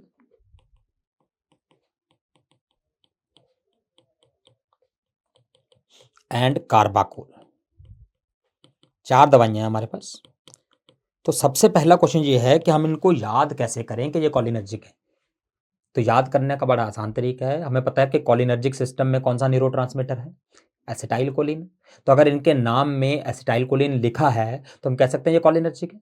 तो इनके नाम को अगर ध्यान से देखोगे, बिथेनिकॉल के नाम में क्या लिखा है? ए कॉल, मतलब ए मतलब एसिटाइल, कॉल मतलब कोलिन, ए कॉल मतलब एसिटाइलकोलिन। मीथाकोलिन में लिखा है ए कॉल, एसिटाइलकोलिन। कार्बाकॉल में भी लिखा है ए कॉल, मतलब एसिटाइलकोलिन। पाइलोकार्पिन में नहीं लिखा, पाइलोकार्पिन में भी लिखा है, बस आपको उल्टा पढ़ना है। इसमें लिखा है ए कॉल, मतलब एसिटाइलकोलिन। तो सबके नाम में ही ए कॉल लिखा है, तो मतलब ये कोलिनर्जिक है। यहां तो याद हो गई। अब इनका जो एमसीक्यू आता है वो आप पहले लेटर से आंसर कर सकते हो। कैसे? पाइलोकार्पिन पी से शुरू होता है। पी का मतलब है ये प्यूपिल पे काम करता है। अब प्यूपिल पे पैरासिम्पैथेटिक सिस्टम वाली दवाई क्या करेगी? मियोसिस करेगी। तो ये मियोसिस करता है। और मियोसिस कौन सी कंडीशन में चाहिए? मियोसिस हमें कहां चाहिए, कौन सी कंडीशन में चाहिए? आई की, यस, ग्लोकोमा में चाहिए, particularly angle closure glaucoma. Miosis हमें ग्लोकोमा को ठीक करने के लिए चाहिए। रिमेंबर, आई में मुझे दो ही कंडीशन पता है, एक ग्लोकोमा, दूसरा कैटरैक्ट। और मुझे इतना भी पता है कि कैटरैक्ट में सर्जरी करते हैं, लेंस को निकाल देते, ग्लोकोमा में दवाई देते। तो फार्मा में जहां पे भी मैं आई की बात करूंगा, आंखें बंद करके ग्लोकोमा बोल देना, ठीक हो जाएगा। ठीक है, तो पाइलोकार्पिन ग्लोकोमा में देते हैं, मियोसिस चाहिए। ठीक है, बाकी डिटेल हम ग्लोकोमा वाला जब चैप्टर पढ़ेंगे तब पढ़ेंगे। अब बिथेनिकॉल जो है, B for bethanechol, B for blood. Bethanechol bladder के लिए यूज करते हैं। क्या करेगा ब्लैडर में पैरासिम्पैथेटिक सिस्टम? ब्लैडर को कॉन्ट्रैक्ट करेगा। So it will stimulate the bladder, that will increase the outflow, contract the blood. अब कौन से कंडीशन में हम चाहेंगे कि ब्लैडर कॉन्ट्रैक्ट हो? जब ब्लैडर कॉन्ट्रैक्ट नहीं हो रहा, और जब ब्लैडर कॉन्ट्रैक्ट नहीं होता उस कंडीशन को क्या बोलते हैं? Atonic bladder. नाम से पता लग रहा है कि ब्लैडर की टॉन खत्म हो गई। जैसे पोस्ट ऑपरेटिव है, जब हम सर्जरी करते हैं ब्लैडर को टच कर देते हैं तो काम करना बंद कर देता है, टोन खत्म हो जाती है। तो उसको ठीक करने के लिए हमें ब्लैडर को कॉन्ट्रैक्ट करना पड़ता है। ठीक, तो bethanechol B for bladder, it is used for atonic bladder. Atonic bladder का क्या सिम्टम होगा? यूरिन पास नहीं हो पाएगा क्योंकि ब्लैडर नहीं कॉन्ट्रैक्ट हो रहा, तो urinary retention. Okay, then M for methacholine, M for myocardium. Methacholine heart में होता है, मायोकार्डियम। और पैरासिम्पैथेटिक सिस्टम का हार्ट पे क्या इफेक्ट होता है? ये हार्ट को डिप्रेस करता है। और हार्ट को डिप्रेस कब करना चाहेंगे, रेट को कम कब करना चाहेंगे? जब रेट ज्यादा है। So it can be used for tachycardia. ये सारी इनकी इंडिकेशंस हैं। तो पाइलोकार्पिन ग्लोकोमा में देते हैं, बिथेनिकोल एटॉनिक ब्लैडर में देते हैं, और मीथाकोलिन टैकीकार्डिया को ठीक करने के लिए देते हैं। अब एक बार हम अगर रिवाइज करें, पाइलोकार्पिन पी फॉर प्यूपिल में देते हैं। प्यूपिल में कौन सा रिसेप्टर था? यस, प्यूपिल में M3 था। रिमेंबर, पहले खाओ पियो फिर दिल लगाओ बाकी काम बाद में, तो प्यूपिल बाकी कामों में आ गया, तो M3 था। बिथेनिकॉल ब्लैडर पे काम करती है, ब्लैडर में कौन सा रिसेप्टर होता है? यस, M3 होता है, क्योंकि ये भी बाकी कामों में आ गया। मिथाकोलिन मायोकार्डियम पे काम करती है, हार्ट पे काम करती है, हार्ट में कौन सा रिसेप्टर होता है? यस, M2 होता है। पहले खाओ पियो फिर दिल लगाओ। तो अगर आप ध्यान से देखो, ये सारी दवाइयां मस्करिनिक रिसेप्टर पे काम कर रही हैं, M2 पे या M3 पे। इनफैक्ट ये सारी दवाइयां नॉन सेलेक्टिव हैं, ये M1 M2 M3 सब पे काम कर सकती हैं। तो मीथाकोलिन सबसे ज्यादा काम M2 पे करती है, पाइलोकार्बिन बिथेनिकोल सबसे ज्यादा काम M3 पे करती है, ठीक है, इसलिए हम उस पर्पस के लिए यूज कर रहे थे। बट ये करती मस्करिनिक रिसेप्टर को स्टिमुलेट है, M1 2 3 सबको करती है। बट ये तीनों दवाइयों में से कोई भी निकोटिनिक को स्टिमुलेट नहीं करती, ये सिर्फ मस्कारेनिक को करती है। M1 2 3 को करती है, सिर्फ मस्कारेनिक को, निकोटिनिक को नहीं करती। तो अगर आप कार्बाकोल की बात करो, C मतलब कार्बाकोल, C मतलब कॉमन एक्शन। कॉमन एक्शन का क्या मतलब है कि मस्कारेनिक को तो ये भी स्टिमुलेट करती है, बट ये निकोटिनिक को भी करती है। तो carbachol has common action, it can stimulate both muscarinic as well as nicotinic receptors. ठीक है, तो कार्बाकोल में क्वेश्चन आता है कि which of the following drug has maximum nicotinic activity. बाकी तीनों की तो निकोटिनिक एक्टिविटी है ही नहीं, कार्बाकोल की है तो ऑब्वियसली मैक्सिमम होगी। So carbachol has maximum nicotinic activity. तो ये हमारे इंपॉर्टेंट पॉइंट हैं डायरेक्टली एक्टिंग कोलिनर्जिक ड्रग्स के बारे में। Clear? So now we will move to second group of drug which are called indirectly acting. Indirectly acting drug, हमने बताया था इनडायरेक्टली एक्टिंग ड्रग कौन सी है? Acetyl choline esterase inhibitors. Acetyl choline esterase inhibitor. अब ये जो दवाइयां हैं ये दो तरह की हो सकती हैं, एक रिवर्सिबल इनहिबिटर और दूसरा irreversible inhibitor. Basically reversible inhibitor इस एंजाइम को थोड़े टाइम के लिए इनहिबिट करेंगे, इरिवर्सिबल वाली हमेशा के लिए कर दें। और हमें पता है कि हम कोई भी नॉर्मल चीज जिंदगी भर के लिए नहीं रोकना चाहते, ठीक, तो इसलिए इरिवर्सिबल ड्रग हम क्लिनिकली यूज नहीं करते। ये मेनली ह्यूमंस में पॉइजनिंग का कारण होती है, इसलिए पढ़ेंगे। ठीक है, इरिवर्सिबल को वैसे नहीं पढ़ेंगे, क्लिनिकली यूज बहुत कम करते हैं। रिवर्सिबल हम क्लिनिकली यूज करते हैं मेनली। तो हम रिवर्सिबल ड्रग से ही स्टार्ट करते हैं। रिवर्सिबल ड्रग को हम दो पार्ट में डिवाइड करते हैं, लिपिड सॉल्युबल और वाटर सॉल्युबल। रिवर्सिबल वाली लिपिड सॉल्युबल हो सकती हैं या वाटर सॉल्युबल हो सकती हैं। लिपिड सॉल्युबल की एग्जांपल है फाइजोस्टिग्मिन, फाइजोस्टिग्मिन, और वाटर सॉल्युबल की एग्जांपल है नियोस्टिग्मिन। सबसे पहले आप याद कैसे करोगे कि कौन सी लिपिड सॉल्युबल है कौन सी वाटर सॉल्युबल है? बहुत आसान है, नाम में ही लिखा है। फाइजोस्टिग्मिन के नाम में ही SO लिखा है, SO मतलब सॉल्युबल। हम फार्मा में हमेशा लिपिड सॉल्युबिलिटी की बात करते हैं, तो ये लिपिड सॉल्युबल है। नियोस्टिग्मिन की बात करेंगे तो नाम में लिखा है नहीं है सॉल्युबल, नियोस्टिग्मिन नहीं है सॉल्युबल, तो ये नहीं है लिपिड सॉल्युबल, मतलब ये वाटर सॉल्युबल है। तो फाइजोस्टिग्मिन लिपिड सॉल्युबल है, नियोस्टिग्मिन वाटर सॉल्युबल है। अब क्वेश्चन ये है कि फाइजोस्टिग्मिन लिपिड सॉल्युबल क्यों है, नियोस्टिग्मिन वाटर सॉल्युबल क्यों है? अब अगर हम केमिस्ट्री की बात करें, केमिस्ट्री में आप सबने पढ़ा होगा जो अमोनिया होता है वो NH3 होता है, बट अगर हम इसमें एक हाइड्रोजन और ऐड कर दें तो ये अमोनियम आयन बन जाता है। मतलब अगर नाइट्रोजन पे 3 एटम अटैच्ड हैं तो वो नॉन आयोनाइज्ड है, बट अगर 4 एटम अटैच्ड हो गए तो वो आयोनाइज्ड हो जाएगा। तो जो दवाइयां इस तरीके की हैं उनको हम कहते हैं टर्शरी अमीन। टर्शरी अमीन मतलब 3 अटैच्ड हैं, जिन पे 4 अटैच हो जाते हैं उनको कहते हैं हम क्वार्टरनरी अमीन, मतलब वो आयोनाइज्ड है। ठीक है, तो अगर नाइट्रोजन पे हमने 3 ग्रुप लगाए तो it is non ionised, but अगर हमने नाइट्रोजन पे 4 ग्रुप लगा दिए तो इट इज आयोनाइज्ड। और हमें पता है कि आयोनाइज वाला क्या होगा? Water soluble. नॉन आयोनाइज वाला क्या होगा? Lipid soluble. So tertiary amines are lipid soluble, quaternary are water soluble. तो जो फाइजोस्टिग्मिन है it is a tertiary amine, whereas neostigmine is a quaternary amine. ठीक है, तो नियोस्टिग्मिन क्वार्टनरी अमीन है इसलिए वाटर सॉल्युबल है, फाइजोस्टिग्मिन टर्शरी अमीन है इसलिए लिपिड सॉल्युबल है। तो हमने बताया फाइजोस्टिग्मिन लिपिड सॉल्युबल है और नियोस्टिग्मिन वाटर सॉल्युबल है। ठीक है, अब क्वेश्चन ये है कि लिपिड या वाटर सॉल्युबल होने से क्या फर्क पड़ता है? हमने शुरू में पढ़ा था कि lipid soluble drugs can cross the membranes, तो फाइजोस्टिग्मिन मेम्ब्रेन क्रॉस कर सकती है, नियोस्टिग्मिन नहीं कर सकती। अब कौन सी मेम्ब्रेन की बात कर रहे हैं हम? 3 इंपॉर्टेंट मेम्ब्रेन, GIT की मेम्ब्रेन, आई की मेम्ब्रेन कॉर्निया वाली, या फिर ब्लड ब्रेन बैरियर की मेम्ब्रेन। फाइजोस्टिग्मिन इन तीनों को क्रॉस कर सकती, नियोस्टिग्मिन नहीं कर सकती। तो इससे फर्क क्या पड़ेगा? तो फाइजोस्टिग्मिन जैसी दवाइयां, लिपिड सॉल्युबल दवाइयां वी कैन गिव ओरली, जबकि नियोस्टिग्मिन जैसी दवाइयां ओरली ज्यादा इफेक्टिव नहीं होती, we need to give by injection.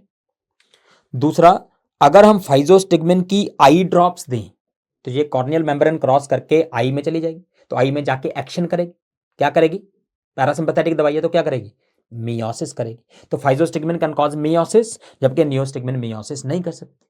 अब मियोसिस हमें कौन सी कंडीशन में चाहिए? यस, ग्लोकोमा में, पर्टिकुलरली एंगल क्लोजर ग्लोकोमा। तो physostigmine can be used in angle closure glaucoma, whereas neostigmine cannot नॉट। अब क्वेश्चन ये है कि अगर आपसे क्वेश्चन पूछें which of the following is a directly acting cholinergic drug used in glaucoma, तो क्या आंसर होगा? वेरी गुड, फाइजोस्टिग्मिन आंसर नहीं करना, क्योंकि फाइजोस्टिग्मिन क्या पढ़ रहे हैं हम? इनडायरेक्टली एक्टिंग है। डायरेक्टली एक्टिंग कौन सी पढ़ी थी? पाइलोकार्पिन। ठीक है, तो P for pilocarpine, P for physostigmine, P for pupil. P वाली दवाइयां प्यूपिल पे काम करती हैं, बट पाइलोकार्पिन जो है वो डायरेक्टली एक्टिंग है, फाइजोस्टिग्मिन जो है वो इनडायरेक्टली एक्टिंग। ओके, तो pilocarpine can be, physostigmine can be used in glaucoma. Then तीसरा, physostigmine can cross the blood membrane, तो ये ब्रेन में जाके एक्शन कर सकती है। वाटर सॉल्युबल ड्रग्स नहीं कर सकती है, नियोस्टिग्मिन नहीं कर सकती है। अब ब्रेन में एक्शन हमें कहां चाहिए, उसको समझने के लिए सबसे पहले हम पढ़ेंगे एक और दवाई जिसका नाम है एट्रोपिन। सबसे पहले व्हाट इज एट्रोपिन? क्या होती है atropine? Atropine is anti muscarinic drug. Anti muscarinic का क्या मतलब है? ये सारे मस्करिनिक रिसेप्टर्स को M1, M2, M3, even M4, M5 सबको ब्लॉक करती है। ये जो फ्रैक्चर का मैं सिंबल बना रहा हूं इसका मतलब ब्लॉक है। तो एट्रोपिन सारे मस्करिनिक रिसेप्टर को ब्लॉक करती है, बट ये सिर्फ मस्करिनिक रिसेप्टर को ब्लॉक करती है, निकोटिन को नहीं करती। तो atropine is a muscarinic receptor blocker, सारे मस्करिनिक रिसेप्टर को ब्लॉक कर देती है। ठीक? अब अगर किसी को एट्रोपिन की पॉइजनिंग होगी तो क्या होगा? एट्रोपिन की पॉइजनिंग में ये सारे रिसेप्टर्स जरूरत से ज्यादा ब्लॉक हो जाए। रिमेंबर ये कॉम्पिटिटिव एंटागोनिस्ट है, कॉम्पिटिटिव ब्लॉकर, तो सारे रिसेप्टर जरूरत से ज्यादा ब्लॉक हो गए, M1, M2, M3 सब जगह। ठीक है, बट एट्रोपिन जो है वो ब्लड ब्रेन बैरियर को क्रॉस कर सकती है, ब्रेन में चली जाए, तो ये ब्रेन में जाके भी तो मस्कुलिन रिसेप्टर को ब्लॉक कर दे। रिमेंबर ब्रेन में सारे मस्कुलिन रिसेप्टर थे। तो एट्रोपिन पॉइजनिंग में कुछ सिम्टम ब्रेन में आएंगे, कुछ सिम्टम ब्रेन के बाहर आए। तो अगर हमें एट्रोपिन की पॉइजनिंग ठीक करनी है तो हमें क्या करना पड़ेगा? हमें एस्टाइलकोलिन बढ़ाना पड़ेगा। रिमेंबर कॉम्पिटिटिव ब्लॉकर है, अगर एस्टाइलकोलिन ज्यादा हो गया तो वो स्टिमुलेट करने लग जाएगा। एस्टाइलकोलिन को बढ़ाने के लिए क्या करना पड़ेगा? एस्टाइलकोलिन एस्ट्रेज को इनहिबिट करना पड़ेगा। अब कौन सा एस्टाइलकोलिन एस्ट्रेज इनहिबिटर दोगे, लिपिड सॉल्युबल या water soluble? Yes, lipid soluble, क्योंकि हमें ब्रेन में भी एक्शन चाहिए। तो जब हम फाइजोस्टिग्मिन देते हैं तो 50% फाइजोस्टिग्मिन ब्रेन के बाहर रुक जाती और ये यहां पे एस्टाइलकोलिन इंक्रीज करेगी। 50% फाइजोस्टिग्मिन ब्रेन के अंदर चली आती है, वो वहां पे जाके एस्टाइलकोलिन को बढ़ाएगी। तो जो 50% ब्रेन में गई उसने सेंट्रल सिम्टम ठीक कर दिए, जो 50% ब्रेन के बाहर रही उसने पेरिफेरल सिम्टम ठीक कर दिए। इसलिए फाइजोस्टिग्मिन ने एट्रोपिन पॉइजनिंग के सारे सिम्टम ठीक कर दिए। That's why physostigmin is a drug of choice for atropine poisoning. Although neostigmine भी दे सकते हैं, बट नियोस्टिग्मिन सिर्फ पेरिफेरल सिम्टम ठीक करेगा, ब्रेन में तो वो जाता ही नहीं, तो सेंट्रल सिम्टम ठीक नहीं हो। तो physostigmine is a drug of choice for atropine poison. अब ब्रेन में एक और चीज आपको समझनी है। सपोज ये ब्रेन है, हमारे नॉर्मल ब्रेन में एक एरिया होता है, इसका नाम होता है बेसल न्यूक्लियस ऑफ मेनर्ड। ये एक नॉर्मल एरिया है ब्रेन में, और इस एरिया का जो मेजर न्यूरोट्रांसमीटर है वो है एसिटाइलकोलिन। तो यू कैन से कि इस एरिया का सारा काम एसिटाइलकोलिन करता है, मेन न्यूरोट्रांसमीटर है। अब क्वेश्चन ये है कि इस एरिया का काम क्या है? इसका नाम याद कर सकते हो, मेनर्ड है तो ME का मतलब है मेमोरी, मतलब मेमोरी को अक्वायर करने का, उसको रिटेन करके रखने का सारा काम जो है वो बेसल न्यूक्लियस ऑफ मेनर्ड का है। और अगर सिंपल लैंग्वेज में बोले तो एस्टाइलकोलिन का, क्योंकि यहां पे मेन काम एस्टाइलकोलिन नहीं करता है, तो सिंपल लैंग्वेज में एस्टाइलकोलिन मेमोरी के लिए चाहिए। ठीक, अब क्वेश्चन ये है कि आफ्टर बर्थ, जब हमारा बर्थ हो जाता है उसके बाद न्यूरॉन्स कितना फास्ट डिवाइड करते हैं? How quickly the neurons divide? Very good, neurons do not divide. Neurons तो परमानेंट सेल्स होते हैं ना, तो न्यूरॉन तो डिवाइड ही नहीं करते। मतलब बर्थ के टाइम जितने न्यूरॉन्स हमारे ब्रेन में थे वो मैक्सिमम थे। अब उससे ज्यादा तो हो नहीं सकते, बट जैसे जैसे एज बढ़ती है कुछ कुछ न्यूरॉन की डेथ हो जाएगी, तो कम तो हो सकते। तो जैसे जैसे एज बढ़ती है न्यूरॉन्स की डेथ होती जाती है, और एल्डरली में 60 साल की उम्र जब ज्यादा हो जाती है, उससे ज्यादा के लोगों में हो सकता है कि न्यूरॉन्स इतने ज्यादा मर जाएं कि वो एरिया काम करना बंद कर जाए। तो अगर इस एरिया में बेसल न्यूक्लियस ऑफ मेनर्ट में कोलिनर्जिक न्यूरॉन्स का डीजनरेशन हो गया, डेथ हो गया, तो इसका काम रुक जाएगा। उस काम रुक जाएगा मतलब मेमोरी लॉस हो जाए, और उस मेमोरी लॉस को क्या बोलते हैं? डेमेंशिया। क्योंकि ये एज रिलेटेड है, एज रिलेटेड के लिए क्या टर्म होती है? सीनाइल। ठीक है, तो एल्डरली में 60 साल की उम्र के ऊपर के लोगों में कई बार लॉस ऑफ मेमोरी हो जाती है, उसको कहते हैं हम सीनाइल डेमेंशिया। इसका दूसरा नाम क्या है सीनाइल डेमेंशिया का? Yes, it is called as Alzheimer's dementia. Senile dementia और अल्जाइमर्स डेमेंशिया ये एल्डरली में होता है, 60 साल से ऊपर के लोगों में होता है लॉस ऑफ मेमोरी। रीजन क्या है? Degeneration of cholinergic neurons in the basal nucleus of Meynert. Clear? तो सिनाइल डेमेंशिया कहते हैं इसको। नॉर्मली 60 साल से ऊपर के लोगों में होते हैं, इसलिए हिंदी में हम कई बार बोल देते हैं सठे आ जाना। ठीक है, तो प्रॉब्लम क्या है इसमें? प्रॉब्लम क्या है? कोलिनर्जिक एक्शन कम है, एसिटाइलकोलिन कम है सिंपल लैंग्वेज में। तो हमें एसिटाइलकोलिन बढ़ाना है। कहां बढ़ाना है? ब्रेन में। एसिटाइलकोलिन बढ़ाने के लिए क्या देंगे?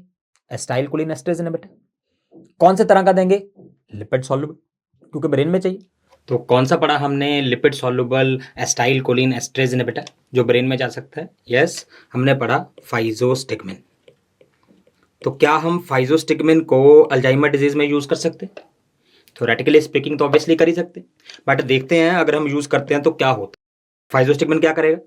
ये एसिटाइलकोलिन एस्ट्रेज को इनहिबिट कर दे, जिससे एसिटाइलकोलिन का लेवल बढ़ जाए। एसिटाइलकोलिन का लेवल कहाँ बढ़ेगा? दोनों जगह पे। 50% जो है ब्रेन में चला जाएगा, तो वहाँ लेवल बढ़ा दे। 50% जो है ब्रेन के बाहर बढ़ा देगा लेवल। तो जो 50% ब्रेन में गया उसने अल्जाइमर डिजीज को ठीक कर दिया, मेमोरी इंप्रूवमेंट हो गई, याददाश्त इंप्रूव हो गई। बट जो 50% बाहर रुक गया उसका क्या? वो एसिटाइलकोलिन पेरिफेरी में बढ़ाएगा, और वहां पे क्या होगा? एसिटाइलकोलिन M1 M2 M3 इन सबको स्टिमुलेट करने लग जाए। M1 के स्टिमुलेट होने से क्या होगा? एसिडिटी हो जाएगी। स्टमक में था M1, रिमेंबर, पहले खाओ पियो फिर दिल लगाओ, बाकी काम बाद में। M2 कहाँ था? हार्ट में था, तो क्या होगा? उससे ब्रेडिकार्डिया हो जाएगा। M3 कहाँ था? GIT में था, उससे डायरिया हो जाएगा। ब्लैडर में था, उससे यूरिनेशन हो जाएगी। सो बेसिकली क्या होगा कि फाइजोस्टिगमिन देने से आदमी की मेमोरी तो इंप्रूव हो जाएगी, बट वो सारी की सारी मेमोरी टॉयलेट में यूज करेगा, क्योंकि वहीं बैठा रहेगा। तो ऐसी मेमोरी का क्या फायदा? तो फाइजोस्टिगमिन हम अल्जाइमर डिजीज में नहीं देते। क्यों नहीं देते? क्योंकि पेरिफेरल साइड इफेक्ट्स बहुत सारे हैं। M1 M2 M3 स्टिमुलेट हो जाने से इतने सारे साइड इफेक्ट का गिफ्ट मिल जाता है, हमें ये गिफ्ट नहीं चाहिए। तो फिर क्या सॉल्यूशन? सॉल्यूशन ये है कि हम ऐसी ड्रग चाहते हैं जो कि फाइजोस्टिगमिन की तरह एसिटाइलकोलिन एस्ट्रेज इनहिबिटर ही हो, और हम ऐसी ड्रग चाहते हैं जो फाइजोस्टिगमिन की तरह लिपिड सॉल्युबल ही हो ताकि ब्रेन में चली जाए। बट हम ऐसी दवाई चाहते हैं जो ऑलमोस्ट 100% ब्रेन में चली जाए। अगर वो ब्रेन के बाहर नहीं रुकेगी तो ये प्रॉब्लम नहीं आएगी, तो ये साइड इफेक्ट नहीं आएंगे, तो मेमोरी इंप्रूव हो जाएगी, साइड इफेक्ट होंगे नहीं, तो हम यूज कर सकते हैं। तो हमने ऐसी दवाई ढूंढी, उस दवाई का नाम था टैक्रिन। टैक्रिन। टैक्रिन क्या है? ये भी एसिटाइलकोलिन एस्ट्रेज इनहिबिटर है फाइजोस्टिगमिन की तरह। ये भी लिपिड सॉल्युबल, ये भी ब्रेन में चली जाती, but unlike this physostigmine it has 99% entry in the brain, मतलब सारी की सारी ब्रेन में चली जाती है। और अगर पेरिफेरी में नहीं रुकेगी तो वो जो गिफ्ट है ब्रेडिकार्डिया का, हाइपोटेंशन का, डायरिया, यूरिनेशन, सारे जो गिफ्ट पड़ा है वो नहीं मिलेगा। तो दैट मीन्स मेमोरी इंप्रूव हो जाएगी और साइड इफेक्ट नहीं आएंगे। इसलिए tacrine was the drug of choice for Alzheimer disease. तकरीबन 25-30 साल तक ये ड्रग ऑफ चॉइस रही अल्जाइमर डिजीज के लिए। अब क्वेश्चन ये है कि वाज क्यों लिखा हमने? क्योंकि इसमें भी दिक्कत है। क्या प्रॉब्लम है टैक्रिन में? प्रॉब्लम यह है कि टैक्रिन इज शॉर्ट एक्टिंग, इसको दिन में 4 बार देना पड़ता है। शॉर्ट एक्टिंग है, दिन में 4 बार देना पड़ता है। अब क्वेश्चन ये है कि क्या दिन में 4 बार देना कोई बहुत बड़ी प्रॉब्लम है? ऑब्वियसली नहीं है, बट अगर आप बीमारी देखो किसके लिए दे रहे हो तो जरूर है। क्या बीमारी? आदमी के याद नहीं रहता, और हम क्या सोच रहे हैं कि याद करके वो दिन में 4 बार ले लेगा। है, तो ये बड़ी प्रॉब्लम हो जाती है। तो हम चाहते हैं कि दवाई लॉन्ग एक्टिंग हो, दिन में 1 बार 2 बार देने से काम चल जाए, 4-4 बार ना देनी पड़े, ठीक। और दूसरी प्रॉब्लम क्या है कि कुछ लोगों में टैक्रिन देने से लिवर डैमेज हो जाता है, हेपेटोटॉक्सिसिटी हो जाती है। टैक्रिन हेपेटोटॉक्सिक है, ठीक है। तो क्योंकि ये 2 प्रॉब्लम हैं, इसलिए हम इसके अल्टरनेटिव ढूंढ रहे थे, बट अभी जब तक हमें नहीं मिला था तो यही ड्रग ऑफ चॉइस थी। तो tacrine was drug of choice, but recently हमने नई दवाइयां ढूंढी हैं जिसमें टैक्रिन के फायदे तो सारे हैं, बट टैक्रिन के जो डिसएडवांटेज थे वो नहीं है। तो इसलिए वो नई दवाइयां अब ड्रग ऑफ चॉइस हो गई हैं। और वो दवाइयां कौन सी हैं? वो हैं डोनेपेसिल, रिवास्टिगमिन एंड गालांटामिन। डोनेपेसिल, रिवास्टिगमिन एंड गालांटामिन क्या है? ये टैक्रिन की तरह ही एस्टाइल कोलिन एस्ट्रेज इनहिबिटर है, और ये टैक्रिन की तरह ही लिपिड सॉल्युबल है, और टैक्रिन की तरह ही इनकी ब्रेन में मोस्टली एंट्री हो जाती है, 99% एंट्री हो जाती है ब्रेन में, ठीक। बट अनलाइक टैक्रिन ये लॉन्ग एक्टिंग है, तो ये दिन में 1 बार या मैक्सिमम 2 बार देने पड़ते हैं, 4 बार नहीं देने पड़ते। और दूसरा, ये लिवर डैमेज नहीं करते, हेपेटोटॉक्सिक नहीं है, क्योंकि इसमें टैक्रिन के सारे फायदे हैं, बट टैक्रिन का डिसएडवांटेज तो है ही नहीं। इसलिए अब ये ड्रग ऑफ चॉइस हैं अल्जाइमर डिजीज के लिए। Now they are drug of choice for Alzheimer's disease. तो इनको याद कैसे करोगे? इनको आप मेरे नाम से याद कर सकते हो, donepezil, rivastigmine, galantamine. These are remembered as doctor Govind drugs. Doctor Govind drugs कहते हैं इनको, क्योंकि ये आपकी मेमोरी इंप्रूव करने के काम आती हैं, इसलिए आप मेरे नाम से याद कर लेना, क्योंकि मैं भी आपकी मेमोरी इंप्रूव करने के काम आता हूं। तो doctor Govind drugs, okay, DRG, they are drug of choice for Alzheimer's disease, okay. अब मेन दवाइयां तो यही, इसके अलावा अल्जाइमर डिजीज में 2 दवाइयां और यूज होती हैं। एक है मिमेंटिन। मिमेंटिन क्या है? ये NMDA रिसेप्टर ब्लॉकर है। ये ग्लूटामेट का एक रिसेप्टर होता है NMDA, ये उसको ब्लॉक करती है, और इसके नाम से याद कर सकते हो, इसके नाम में लिखा है, इसका काम क्या है? MEM, मतलब मेमोरी को इंप्रूव करना। तो मेमेंटिन को भी अल्जाइमर डिजीज में यूज करते हैं। ये डिफरेंट मैकेनिज्म से काम करती है, मेमोरी इंप्रूव करती है by blocking the NMDA receptor of glutamate, ठीक है। अब एक लेटेस्ट दवाई बनाई है अभी अभी हमने अल्जाइमर्स के लिए, उसका नाम है एडुकैनुमैब के नाम में लिखा है कि ये एक मोनोक्लोनल एंटीबॉडी है। अब क्योंकि मोनोक्लोनल एंटीबॉडी है तो सारी की सारी मोनोक्लोनल एंटीबॉडीज इंजेक्टेबल होती हैं, तो ये भी इंजेक्टेबल है, और इसके नाम में लिखा है इसको हम अल्जाइमर्स डिजीज में देते हैं। AD मतलब अल्जाइमर्स डिजीज में देते हैं। इसके बारे में फिर से डिटेल पढ़ेंगे जब हम CNS में अल्जाइमर्स डिजीज पढ़ेंगे, ओके। तो ये हो गया हमारा इंपॉर्टेंट पॉइंट अल्जाइमर डिजीज के बारे में। तो इसके साथ हमने कंप्लीट कर लिया lipid soluble acetyl choline esterase inhibitors. एक बार फिर से रिवाइज करते हैं। हमने एस्टाइल कोलिन एस्ट्रेज इनहिबिटर या इनडायरेक्टली एक्टिंग ड्रग्स को 2 पार्ट में डिवाइड किया था, रिवर्सिबल और इरिवर्सिबल। रिवर्सिबल को फिर से 2 पार्ट में डिवाइड किया था, lipid soluble and water soluble. तो लिपिड सॉल्युबल हमने जस्ट अभी अभी फिनिश किया है। एक क्विक रिकैप कर लेते हैं। लिपिड सॉल्युबल मेन ड्रग हमने फाइजोस्टिगमिन पढ़ी थी। फाइजोस्टिगमिन के नाम में लिखा है SO मतलब सॉल्युबल है, तो ये मेम्ब्रेन क्रॉस कर सकती है। क्योंकि ये आई की मेम्ब्रेन क्रॉस करती है इसलिए हम इसको ग्लोकोमा में देते हैं। क्योंकि ये CNS की ब्लड ब्रेन बैरियर की मेम्ब्रेन क्रॉस कर सकती है तो ये ड्रग ऑफ चॉइस है एट्रोपिन पॉइजनिंग में, ठीक है। इसको अल्जाइमर डिजीज में भी यूज कर सकते हैं, बट हम करते नहीं है क्योंकि पेरिफेरल साइड इफेक्ट बहुत ज्यादा है। तो उसके लिए हमने पहले टैक्रिन बनाई थी।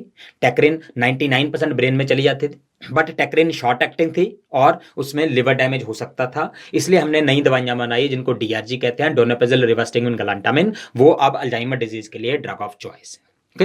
ये कंप्लीट होगा हमारा lipid soluble acetyl choline esterase inhibitors. अब हम आते हैं दूसरा ग्रुप जिसको कहते हैं हम water soluble drugs. Water soluble reversible acetyl choline esterase inhibitors. इसकी एग्जांपल्स हैं हमारे पास नियोस्टिगमिन, पाइरिडोस्टिगमिन एंड एड्रोफोनियम। सो 3 मेन दवाइयां हैं, नियोस्टिगमिन, पाइरिडोस्टिगमिन और एड्रोफोनियम।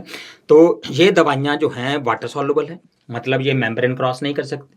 क्योंकि मेम्ब्रेन क्रॉस नहीं कर सकती तो ओरली ये ज़्यादा इफेक्टिव नहीं होती, मोस्टली हमें इंजेक्शन देना पड़ता है। दूसरा, क्योंकि ये वाटर सॉल्युबल ड्रग्स हैं तो कॉर्निया की मेम्ब्रेन क्रॉस नहीं कर सकते, तो ग्लोकोमा में नहीं देते, आई में पेनिट्रेट नहीं करते, ग्लोकोमा में नहीं दे सकते। तीसरा, ये ब्लड ब्रेन बैरियर भी क्रॉस नहीं करते, तो ये एट्रोपिन पॉइजनिंग में भी उतनी बढ़िया नहीं रहती, और अल्जाइमर डिजीज में तो यूज कर ही नहीं सकते, तो these are not used. But इनका यही फायदा है कि ये ब्लड ब्रेन बैरियर क्रॉस नहीं करते, ब्रेन में नहीं जाते। मतलब जब भी हमें कॉलिनर्जिक एक्शन चाहिए ब्रेन के बाहर, तो हम इनको प्रेफर करेंगे, क्योंकि लिपिड सॉल्युबल ड्रग तो ब्रेन में जाएगी, तो वो अननेसेसरली ब्रेन में साइड इफेक्ट करेगी जो हम नहीं चाहते। तो जब भी हमें कॉलिनर्जिक एक्शन ब्रेन के बाहर चाहिए, तब हम वाटर सॉल्युबल ड्रग्स की तरफ देखेंगे। अब कौन सी कंडीशन में हमें कॉलिनर्जिक एक्शन ब्रेन के बाहर चाहिए, ठीक? तो इनके जो यूजेस है नियोस्टिग्मिन वगैरह के, इनको हम दो पार्ट में ब्रॉडली डिवाइड कर सकते हैं, निकोटिनिक यूजेस एंड मस्कारिनिक यूजेस। इसका क्या मतलब है कि जब हम निकोटिनिक रिसेप्टर स्टिमुलेट करना चाहते हैं, पर्टिकुलरली एनएम रिसेप्टर स्टिमुलेट करना चाहते हैं, तो हम उसको निकोटिनिक यूज बोलेंगे।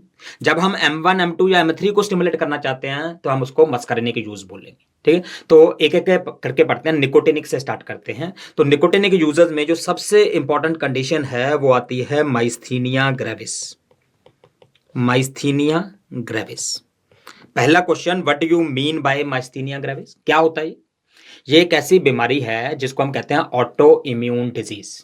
ये ऑटो इम्यून है, मतलब बॉडी के एंटीजन के अगेंस्ट ही एंटीबॉडीज बन जाती है। अब क्वेश्चन ये है कि माइस्थीनिया ग्रेविस में किस एंटीजन के अगेंस्ट एंटीबॉडी बनती है, किस सब्सटेंस के अगेंस्ट एंटीबॉडी बनती है? कॉलिनर्जिक रिसेप्टर्स के अगेंस्ट। कौन सा रिसेप्टर के अगेंस्ट? यस, एनएम रिसेप्टर के अगेंस्ट। तो माइस्थीनिया ग्रेविस में एनएम रिसेप्टर के अगेंस्ट एंटीबॉडी बन जाती है। नॉर्मली एनएम रिसेप्टर को एसिटाइलकोलिन स्टिमुलेट करता है, जिससे मसल कॉन्ट्रैक्ट होती। तो जब एनएम के अगेंस्ट एंटीबॉडी बन गई, तो अब कंपटीशन हो गया। रिमेंबर, ये कंपीटिंग एंटीबॉडी है। एसिटाइलकोलिन में और एंटीबॉडी में कंपटीशन हो गया कि कौन बाइंड करेगा। ठीक है, तो इस कारण एनएम रिसेप्टर की स्टिमुलेशन कम हो जाती है। जिस जिस जगह पे एंटीबॉडी बाइंड होगी वहां तो स्टिमुलेट हो ही नहीं पाएगा। तो जब एनएम का कम स्टिमुलेशन होता है, अंडर स्टिमुलेशन होता है, तो क्या सिम्टम होगा? पेशेंट कैसे प्रेजेंट करेगा? यस, मसल वीकनेस के कारण। नाम में लिखा ना एनएम, नर्व एंड मसल, तो न्यूरोमस्कुलर जंक्शन पे काम बंद हो गया, तो मसल वीकनेस हो गई। अब पेशेंट मोस्टली कैसे प्रेजेंट करता है? मोस्टली पेशेंट प्रेजेंट करता है टोसिस के साथ। टोसिस मतलब ड्रूपिंग ऑफ आईलिड, आईलिड नीचे गिर जाती है। नॉर्मली हम ऊपर देख सकते हैं, आईलिड नीचे गिर जाती है, इसमें टोसिस। तो एमसीक्यू आता है कि माइस्थीनिया ग्रेविस में मोस्ट कॉमनली इन्वॉल्व मसल है। सबसे कॉमनली इन्वॉल्व मसल कौन सी होती है? तो कौन सा सिम्टम है? टोसिस। क्यों है? आईलिड नीचे गिर गई, या दैट इज टोसिस। तो जो मसल आईलिड को उठा के रखती है वो पैरालाइज होगी। और कौन सी मसल है वो? Yes, that is levator palpebrae superioris. Levator palpebrae superioris, that is the most commonly involve muscle in myasthenia gravis. Short form में एलपीएस लिखते हैं। अगर आपको याद करने में मुश्किल आती है तो इसके नाम के आगे ई लिख लो, तो क्या बन जाएगा? एलिवेटर। एलिवेटर मतलब उठाने वाली, पाल्पेब्रा मतलब आईलिड, सुपीरियोरिस मतलब ऊपर। तो ये वो मसल है जो आईलिड को ऊपर की ओर उठाती है। ठीक है, तो अगर ये पैरालाइज होगी तो आईलिड गिर जाएगी, टोसिस हो जाएगा। तो most commonly involve muscle in myasthenia gravis is LPS, levator palpebrae superioris. ठीक है, अब क्या हुआ? माइस्थीनिया ग्रेविस में एनएम रिसेप्टर स्टिमुलेट नहीं हो रहे थे, इसलिए मसल वीकनेस थी। But do you know NM receptor की स्पेशल प्रॉपर्टी पढ़ी थी हमने, क्या थी? इसको ऑप्टिमल स्टिमुलेशन चाहिए, ना कम चाहिए ना ज्यादा चाहिए, ऑप्टिमल चाहिए। मतलब अगर एनएम रिसेप्टर जरूरत से ज्यादा स्टिमुलेट हो गए तो क्या होगा? फिर भी मसल वीकनेस होगी। तो एक और कंडीशन है जिसमें एनएम रिसेप्टर जरूरत से ज्यादा स्टिमुलेट होते हैं, उस कंडीशन को कहते हैं हम कॉलिनर्जिक क्राइसिस।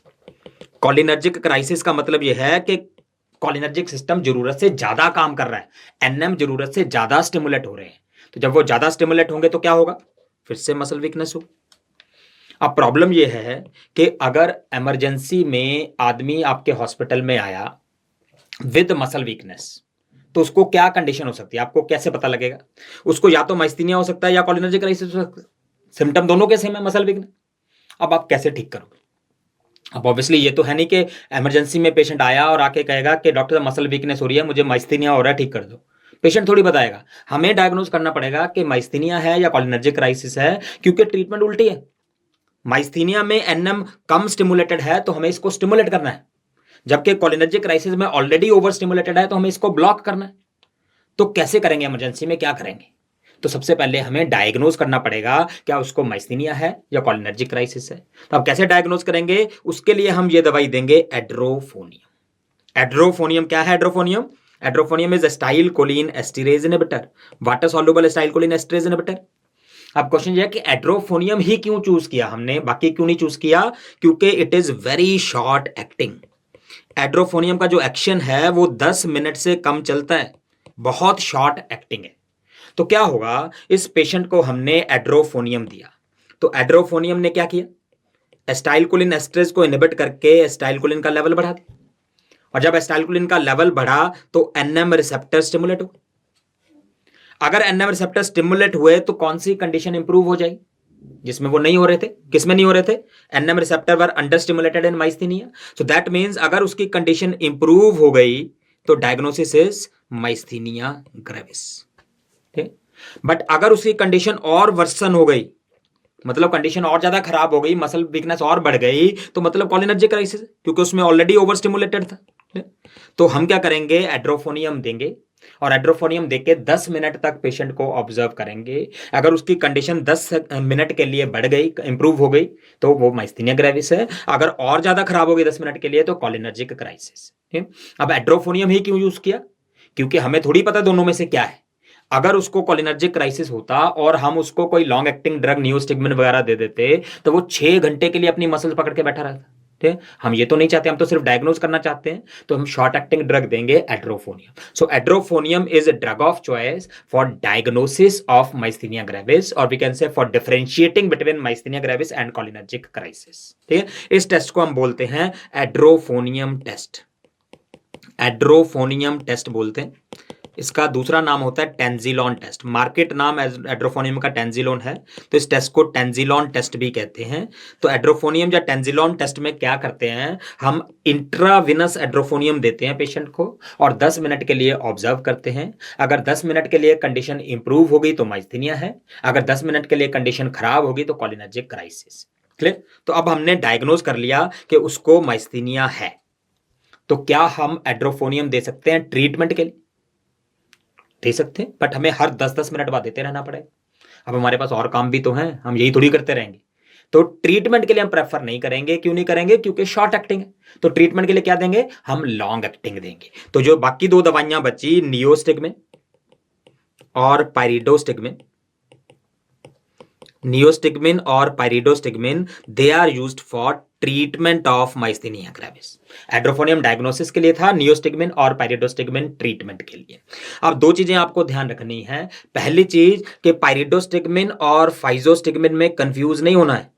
फाइजोस्टिग्मिन लिपिड सॉल्युबल थी, पाइरिडोस्टिग्मिन वाटर सॉल्युबल है। रिमेंबर, इसके नाम में ही एसओ मीन सॉल्युबल लिखा है, इसके नाम में नहीं आ रहा, तो इसलिए कंफ्यूज नहीं होना। पाइरिडोस्टिग्मिन नियोस्टिग्मिन जैसी दवाई है। ठीक, दूसरी चीज, फाइजोस्टिग्मिन लिपिड सॉल्युबल थी इसलिए प्रेफर नहीं करते क्योंकि ब्रेन में जाएगी, ये तो ब्रेन में नहीं जाएंगे। ठीक, अब पहला पॉइंट तो ये याद करना है। दूसरा पॉइंट आपको क्या याद करना है कि नियोस्टिग्मिन और पाइरिडोस्टिग्मिन की डायरेक्ट एनएम एगोनिस्टिक एक्टिविटी भी है। That means apart from inhibiting acetylcholine esterase, जिससे एसिटाइलकोलिन का लेवल बढ़ जाएगा, ये खुद भी एनएम रिसेप्टर को स्टिमुलेट कर सकते हैं। डायरेक्ट एगोनिस्टिक एक्शन भी है, इसलिए हम इनको प्रेफर करते हैं माइस्थीनिया में एज कंपेयर टू फाइजोस्टिक। ओके, तो डायरेक्ट एक्शन भी है और ये ब्रेन में भी नहीं जाते। ठीक है, एसिटाइलकोलिन को तो बढ़ाते ही बढ़ाते हैं, इसलिए हम इनको प्रेफर करते हैं। और कई बार पूछ लेते हैं पाइरिडोस्टिग्मिन जो है वो नियोस्टिग्मिन से लॉन्गर एक्टिंग है, ऑल्दो दोनों लॉन्ग एक्टिंग है, दोनों में से कोई भी यूज कर सकते हैं, but pyridostigmine is longer acting than neostigmine. ठीक, तो ये हो गया, हमने माइस्थीनिया ग्रेविस में नियोस्टिग्मिन या पाइरिडोस्टिग्मिन देने। अब क्या हुआ कि हमने फार्मा में पढ़ा था कि नियोस्टिग्मिन हमें देना है अगर कोई माइस्थीनिया ग्रेविस के साथ आए। तो अगर हम नियोस्टिग्मिन या पाइरिडोस्टिग्मिन देते हैं तो क्या होगा, दे इनहिबिट एसिटाइलकोलिन एस्ट्रेज। इसको इनहिबिट किया तो एसिटाइलकोलिन का मेटाबॉलिज्म रुक गया, एसिटाइलकोलिन का लेवल बढ़े, और जब एसिटाइलकोलिन का लेवल बढ़ा तो उसने एनएम रिसेप्टर को स्टिमुलेट कर दिया। जब एनएम रिसेप्टर स्टिमुलेट हो गया तो मसल स्ट्रेंथ वापस आ गई, मसल वीकनेस रिवर्स हो गई। क्लियर? हम खुश हो गए, हमें यही चाहिए था, हमें मिल गया। बट जब एसिटाइलकोलिन बढ़ेगा तो क्या ये मस्करेनिक रिसेप्टर को स्टिमुलेट नहीं करेगा? ऑब्वियसली करेगा। तो एसिटाइलकोलिन बढ़ने से M1, M2, M3 रिसेप्टर भी स्टिमुलेट हो। M1 स्टिमुलेट होने से क्या हुआ, रिमेंबर, पहले खाओ पियो फिर दिल लगाओ, बाकी कम बाद में। M1 कहाँ था? स्टमक में। तो क्या हुआ? एसिड सिक्रीट हो गई, एसिडिटी हो गई पेशेंट को। M2 स्टिमुलेट होने से क्या हुआ? ब्रेडिकार्डिया हो गए। रिमेंबर, पैरासिम्पैथेटिक हार्ट में डिप्रेसेंट है। M3 GIT में स्टिमुलेट हुआ तो उसको डायरिया हो गया। ब्लैडर में हुआ तो इनवॉलंटरी यूरिनेशन हो गई। सो दैट मीन्स नियोस्टिगमिन देने से उसकी मसल स्ट्रेंथ तो इंप्रूव हो गई, बट आदमी ने सारा जोर लगा दिया टॉयलेट में। नंबर वही गिफ्ट तैयार है फिर से, तो ऐसी मसल स्ट्रेंथ का तो कोई फायदा नहीं। तो हमें चाहिए muscle improvement without causing these side effects. हमें ये गिफ्ट नहीं चाहिए। अब क्या सोल्यूशन है? हमें एनएम को तो स्टिमुलेट करना है, बट हम मस्करनिक को नहीं करना चाहते। Do you no any drug जो सिर्फ मस्करनिक को ब्लॉक करती है, निकोटिनिक को नहीं करती? याद है? Yes, very good. That drug is atropine. तो रिमेंबर, एट्रोपिन सिर्फ मस्करनिक ब्लॉकर। तो हम क्या करेंगे? नियोस्टिगमिन के साथ एट्रोपिन देंगे। जब हम एट्रोपिन देंगे तो M1 M2 M3 ब्लॉक हो जाएंगे। तो नियोस्टिगमिन ने जो एसिटाइलकोलिन बढ़ाया वो सिर्फ एनएम पे काम करेगा। जब सिर्फ एनएम पे काम करेगा तो सिर्फ मसल इंप्रूवमेंट होगी और ये साइड इफेक्ट नहीं आएंगे। ओके, अब थोड़ा सा अगर समझना चाहते हो, एन रिसेप्टर भी तो होते हैं, क्या वो स्टिमुलेट नहीं होंगे? नहीं, वो नहीं होंगे। उसका रीजन ये है कि इन तीनों रिसेप्टर्स की, एन की, एम की और मस्करिनिक्स की सेंसिटिविटी अलग अलग है। ठीक है, सेंसिटिविटी अलग अलग है। क्या मतलब है कि अगर हमें मस्करिनिक रिसेप्टर को स्टिमुलेट करना है तो हमें बहुत थोड़ा सा एसिटाइलकोलिन चाहिए। हाइपोथेटिकली अज्यूम कर लेते हैं, सपोज एक मॉलिक्यूल M1 M2 M3 को स्टिमुलेट कर सकता है, बट एक मॉलिक्यूल देने से एनएम स्टिमुलेट नहीं हो सकता। तो एनएम को स्टिमुलेट करने के लिए दो मॉलिक्यूल चाहिए, अराउंड डबल डोज चाहिए। एसिटाइलकोलिन अराउंड डबल चाहिए। दैट मीन्स अगर हम एसिटाइलकोलिन 1 के आसपास बढ़ाते हैं, 1.5 के आसपास बढ़ाते हैं, तो एनएम नहीं होगा, सिर्फ मस्करिनिक एक्शन मिल सकते हैं। बट जब भी हमें निकोटिनिक एक्शन चाहिए, एनएम स्टिमुलेट करना है, तो हमें 2 से ज्यादा चाहिए। और अगर हमें 2 से ज्यादा चाहिए तो मस्करिनिक एक्शन तो आएगा ही आएगा। ठीक है, बट एन को स्टिमुलेट करने के लिए हमें चाहिए तकरीबन 500 गुना।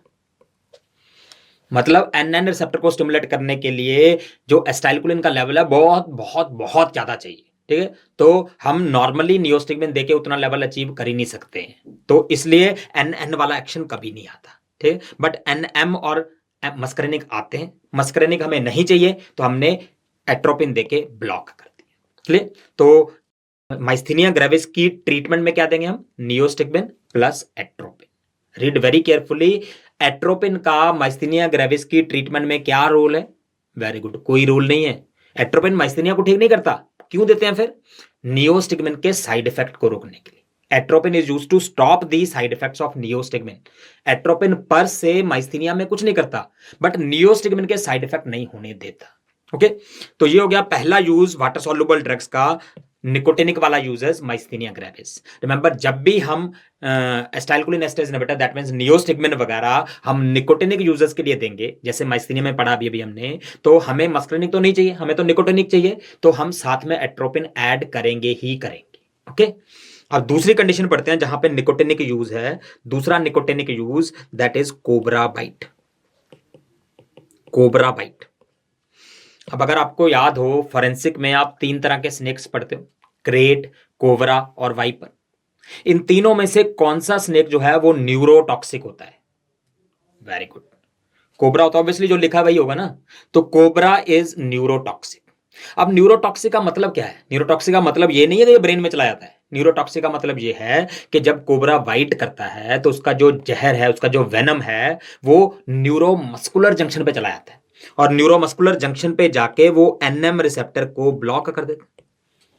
और जब एनएम रिसेप्टर ब्लॉक हो गए, पूरी तरह स्टिमुलेट नहीं हुए, तो क्या सिम्टम आएगा? Yes, muscle weakness. तो कोबरा बाइट में भी पेशेंट को मसल वीकनेस हो जाती है। अब प्रॉब्लम क्या है? माइस्थीनिया ग्रेविस जैसी सेम प्रॉब्लम सेम है, पैथोफिजियोलॉजी भी सेम है, एनएम कम स्टिमुलेट हो रहा है, इसी कारण हो रही है। जब प्रॉब्लम भी सेम है, पैथोलॉजी भी सेम है, तो ट्रीटमेंट भी तो सेम होनी चाहिए। तो क्या दोगे?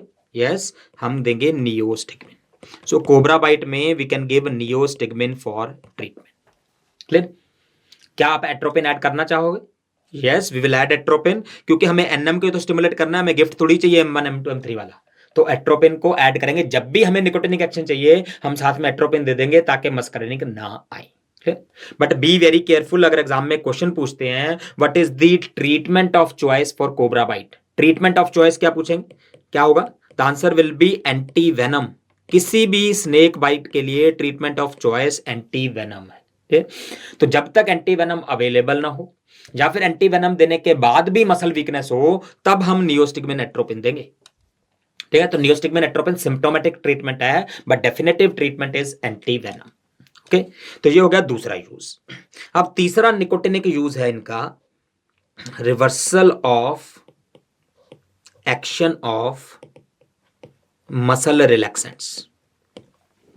पहले हम ग्रॉसली एक चीज समझते हैं, मसल्स को रिलैक्स करना है, तो मसल्स को रिलैक्स करना है तो मसल पे कौन सा रिसेप्टर पढ़ा भी हमने, एनएम रिसेप्टर पढ़ा। तो एनएम की खास बात थी कि हमें ऑप्टिमल स्टिमुलेशन चाहिए। अगर हमने एनएम रिसेप्टर को ब्लॉक कर दिया तो मसल स्टिमुलेट नहीं होगी, मसल वीकनेस हो जाएगी, तो we can use the drug as muscle relaxant. अगर हमने एनएम को डीपोलराइज कर दिया, ओवर स्टिमुलेट कर दिया, तब भी मसल वीकनेस हो जाए। तो दो तरह के मसल रिलैक्सेंट हम यूज कर सकते हैं। एक होता है डीपोलराइजिंग मसल रिलैक्सेंट, इसकी एग्जांपल है सक्सिनाइलकोलिन। सिंपल लैंग्वेज में एनएम को ज्यादा स्टिमुलेट कर देते हैं। और दूसरा है एनएम ब्लॉकर, जिसको हम कहते हैं नॉन डिपोलराइजिंग मसल रिलैक्सेंट। ये क्या करता है जी, एनएम को ब्लॉक कर देता है, इसको स्टिमुलेट नहीं होने देता। जब वो स्टिमुलेट नहीं हुआ तो मसल रिलैक्सेशन हो जाएगी। और इसकी एग्जांपल बहुत सारी दवाइयां हैं जिनका भी नाम क्यूरियम में या क्रोनियम में खत्म होता है, वो सारी नॉन डिपोलराइजिंग मसल रिलैक्सेंट हैं। एक एक एग्जांपल लिख लेते हैं। क्यूरियम जैसे एट्राक्यूरियम, क्रोनियम जैसे पाइप क्रोनियम, तो बहुत सारे हैं, पैन क्रोनियम, पाइप क्रोनियम, बहुत सारी दवाइयां हैं। ठीक, अब इन दो ग्रुप में बेसिक डिफरेंस एक तो क्या था कि ये तो डीपोलराइजिंग वाला है, ये एनएम को ओवर स्टिमुलेट कर रहा है, बट इसकी खास बात ये है कि इसके नाम में लिखा है एस मींस शॉर्टेस्ट एक्टिंग। ये शॉर्टेस्ट एक्टिंग मसल रिलैक्सेंट है, इसका एक्शन अपने आप 5 मिनट के अंदर खत्म हो जाएगा, जो हमने जनरल फार्मा में पढ़ा था पहले। ठीक, बट ये जो दवाइयां हैं ये मोस्टली आर लॉन्ग एक्टिंग। ये दवाइयां यूजुअली लॉन्ग एक्टिंग होती हैं, ज्यादातर क्यूरियम और क्यूरोनियम्स। अब क्वेश्चन ये है कि नॉन डिपोलराइजिंग मसल रिलैक्सेंट हम यूज कहां करते हैं? सर्जरी के टाइम करते हैं। सर्जरी में क्या करते हैं हम? एक सर्जरी में हम एनेस्थीसिया देते हैं, पेशेंट को बेहोश कर देते हैं। बेहोश हो गए, अब हमने बेहोश करके उसको जैसे ही इंसीजन लगाया, रिमेंबर बेहोश हो गया तो वॉलंटरी एक्टिविटीज तो खत्म हो गई, आदमी को पेन वेन ये सब फील नहीं होगा, बट जैसे ही हम इंसीजन लगाते हैं तो क्या होगा, इनवॉलंटरी एक्टिविटी तो नहीं रोकी, तो सडनली इनवॉलंटरी मसल कॉन्ट्रैक्शन हो गई और मुंह पे लात पड़ेगी आपके। ठीक, हम वो भी नहीं चाहते, इसलिए हम मसल रिलैक्सेंट देते हैं ताकि मसल की एक्टिविटी भी खत्म हो जाए। ठीक, तो मसल रिलैक्सेंट हम सर्जरी के टाइम देते हैं। अब क्या हुआ, हमारी सर्जरी है आधे घंटे की, 40 मिनट की, 1 घंटे की, 1.5 घंटे की, तो सर्जरी खत्म हो गई 1 घंटे में। But muscle relaxant long acting है, इनका काम 6 घंटे, 8 घंटे, कई बार 12-12 घंटे चलता रहता है। तो अब सर्जरी जब आधे घंटे, 1 घंटे, 1.5 घंटे में खत्म हो गई, तो हम चाहते हैं उसके बाद मसल तो काम करें। उसके बाद अगर 10 घंटे तक मसल काम नहीं करेगी, पेशेंट को टेंशन नहीं हो जाएगी? तो हम चाहते हैं कि सर्जरी के बाद मसल का काम स्टार्ट हो जाए। दैट मीन्स हम इनके एक्शन को रिवर्स करना चाहते हैं। सो that is reversal of action of muscle relaxant. अब इनका एक्शन क्या था, मैकेनिज्म क्या था? इन्होंने एनएम को ब्लॉक कर रखा था, कॉम्पिटेटिव इनहिबिटर थे। ठीक, तो अगर हम एसिटाइलकोलिन का लेवल बढ़ा दें तो ये एनएम को स्टिमुलेट कर दे, अगर स्टिमुलेट हो गया तो मसल ने काम करना शुरू कर दिया, तो दैट मीन्स एक्शन रिवर्स हो गया। तो एसिटाइलकोलिन को बढ़ाने के लिए क्या करेंगे? एसिटाइलकोलिन एस्टिरेज को इनहिबिट कर देंगे। कौन सी दवाई देके? यस, फिर से neostigmine. So neostigmine is used to reverse the action of muscle relaxants. या आप नियोस्टिग्मिन देंगे, एसिटाइलकोलिन बढ़ेगा, एनएम स्टिमुलेट होगा, मसल्स काम करना शुरू कर देगी। क्वेश्चन इज, क्या आप इसके साथ एट्रोपिन देना चाहोगे कि नहीं? Yes, very good, we will add atropine. क्यों? क्योंकि हमें तो एनएम पे काम चाहिए, हमें M1 M2 M3 थोड़ी चाहिए। तो जब भी हमें निकोटिनिक यूज है हम एट्रोपिन देंगे। तो नियोस्टिग्मिन के हमने 3 एक्शंस पढ़े, 3 यूजेस पढ़े निकोटिनिक यूजेस। कौन कौन से थे? पहला माइस्थीनिया ग्रेविस में, डायग्नोसिस के लिए एड्रोफोनिया, ट्रीटमेंट के लिए नियोस्टिग्मिन। दूसरा हमने पढ़ा उसमें कोबरा बाइट में, और तीसरा मसल रिलैक्सेंट के एक्शन को रिवर्स करने के लिए। इन तीनों कंडीशन में हम साथ में एट्रोपिन ऐड करेंगे ताकि मस्करिनिक साइड इफेक्ट ना आए। ओके, अब आते हैं हम इसके मस्कारिनिक यूजेस पे। ये तो निकोटिनिक यूज थे, अब आते हैं मस्कारिनिक यूजेस पे। मस्कारिनिक यूजेस जो होते हैं वो बेसिकली पोस्ट ऑपरेटिव होते हैं।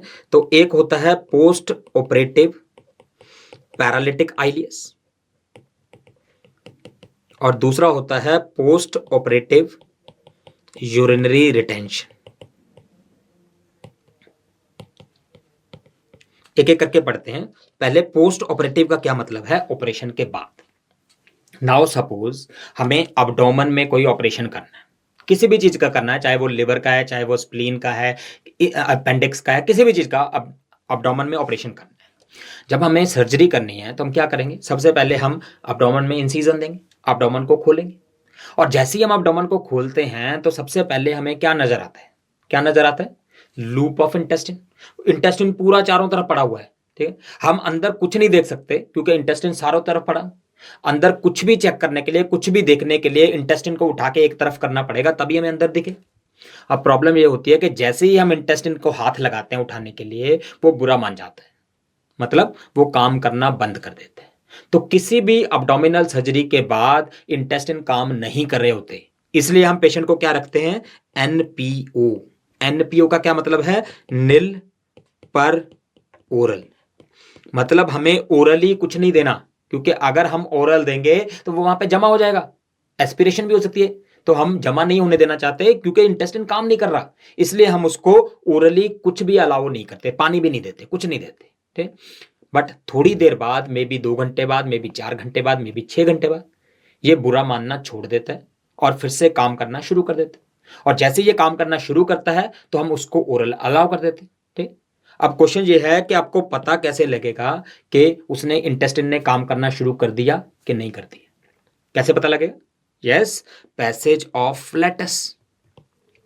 इसलिए पोस्ट ऑपरेटिव पेशेंट में, पर्टिकुलरली अब्डोमिनल सर्जरी वाले पेशेंट में, हिस्ट्री टेकिंग में ये क्वेश्चन बहुत इंपॉर्टेंट हो जाता है कि आपने गैस पास की कि नहीं की, क्योंकि अगर पेशेंट ने गैस पास की है तो इसका मतलब उसका जीआईटी काम करना शुरू कर दिया, तो अब हम उसको ओरल अलाउ कर सकते हैं, ठीक। तो इसलिए हम सब लोगों को ये बार बार बोलते हैं कि पोस्ट ऑपरेटिव पेशेंट में ये क्वेश्चन सबसे इंपॉर्टेंट है कि गैस पास की कि नहीं की। तो एक कहानी है हमारे टाइम की, बहुत पुरानी कहानी नहीं है, सच्ची घटना है। तो जब हम आई थिंक सेकेंड ईयर या थर्ड ईयर में हुआ करते थे, उस समय हमें भी ये क्वेश्चन बताया था। तो हम सर्जरी के वार्ड में गए, वहाँ पे एक बाबा जी से 60-70 साल के, उनका कोई अब्डोमिनल ऑपरेशन हुआ था। तो हमने उनको जाके पूछा कि बाबा गैस पास की, तो बाबा ने बोला कि नहीं बेटा अभी तक नहीं की। तो थोड़ी देर बाद हमारे सीनियर्स आ गए, फाइनल ईयर के स्टूडेंट्स आ गए, तो उन्होंने भी वही क्वेश्चन पूछा उन्होंने कि बाबा गैस पास की। बाबा जी थोड़ा सा परेशान थे, वो सोच रहे थे पता नहीं इनको क्या इंटरेस्ट है, बट डॉक्टर्स हैं तो उन्होंने आंसर दे दिया कि नहीं बेटा अभी नहीं की। थोड़ी देर बाद वहाँ पे इंटर्न्स आ गए, अब इंटर्न्स ने भी वही क्वेश्चन पूछा, बाबा गैस पास की। तो बाबा जी थोड़े इरिटेट हुए, बट फिर भी बता दिया उन्होंने, नहीं बेटा अभी नहीं किया। थोड़ी देर बाद वहाँ पे पीजीज आ गए, फिर उन्होंने वही क्वेश्चन, बाबा गैस पास की। तो बाबा जी बहुत इरिटेट, बट अपना काम बनाए रखा, नहीं बेटा अभी नहीं पास की। उसके बाद वहाँ पे हमारे प्रोफेसर आ गए। अब जैसे नॉर्मली कॉलेजेस में होता है, प्रोफेसर ने सबको लाइन में खड़ा कर लिया, स्टूडेंट्स थे, इंटर्न्स थे, नर्सेस थी, अराउंड 15-16 लोग लाइन में खड़े हुए। और अब हमारे प्रोफेसर आए, उन्होंने पूछा बाबा गैस पास की। बाबा जी अब टोटली परेशान हो रखे थे, उन्होंने कहा बेटा ऐसा करो, एक सीटी लगा लो, जब मैं बात पास करूँगा सबको सुनाई दे देगा। सो अगर बाबा जी ने गैस पास कर दी तो मतलब उसको ओरली अलाउ कर सकते हैं, बट अगर नहीं की तो ओरली अलाउ नहीं करना, क्लियर। तो इंटेस्टिन अगर बुरा मानना नहीं छोड़े, लगातार पैरालाइज्ड ही रहे, तो ऐसा थोड़ी है कि हमेशा हम उसको आईवीपी लगाते रहेंगे, ओरल कभी देंगे नहीं, तो हमें ठीक तो करना पड़ेगा। तो जब वो बुरा मानना नहीं छोड़ता है तो अब हमें गिफ्ट देके मनाना पड़ेगा। किस चीज का गिफ्ट देंगे, नियोस्टिग्मिन का, ओके। कैसे, इंटेस्टिन में कौन सा रिसेप्टर था, यस M3 था, तो हम नियोस्टिग्मिन देंगे। नियोस्टिग्मिन ने एसिटाइलकोलिन बढ़ाया, उसने M3 को स्टिमुलेट कर दिया, M3 स्टिमुलेट हुआ तो जीआईटी की मूवमेंट स्टार्ट हो। So we can use neostigmine for post operative paralytic आइलियस।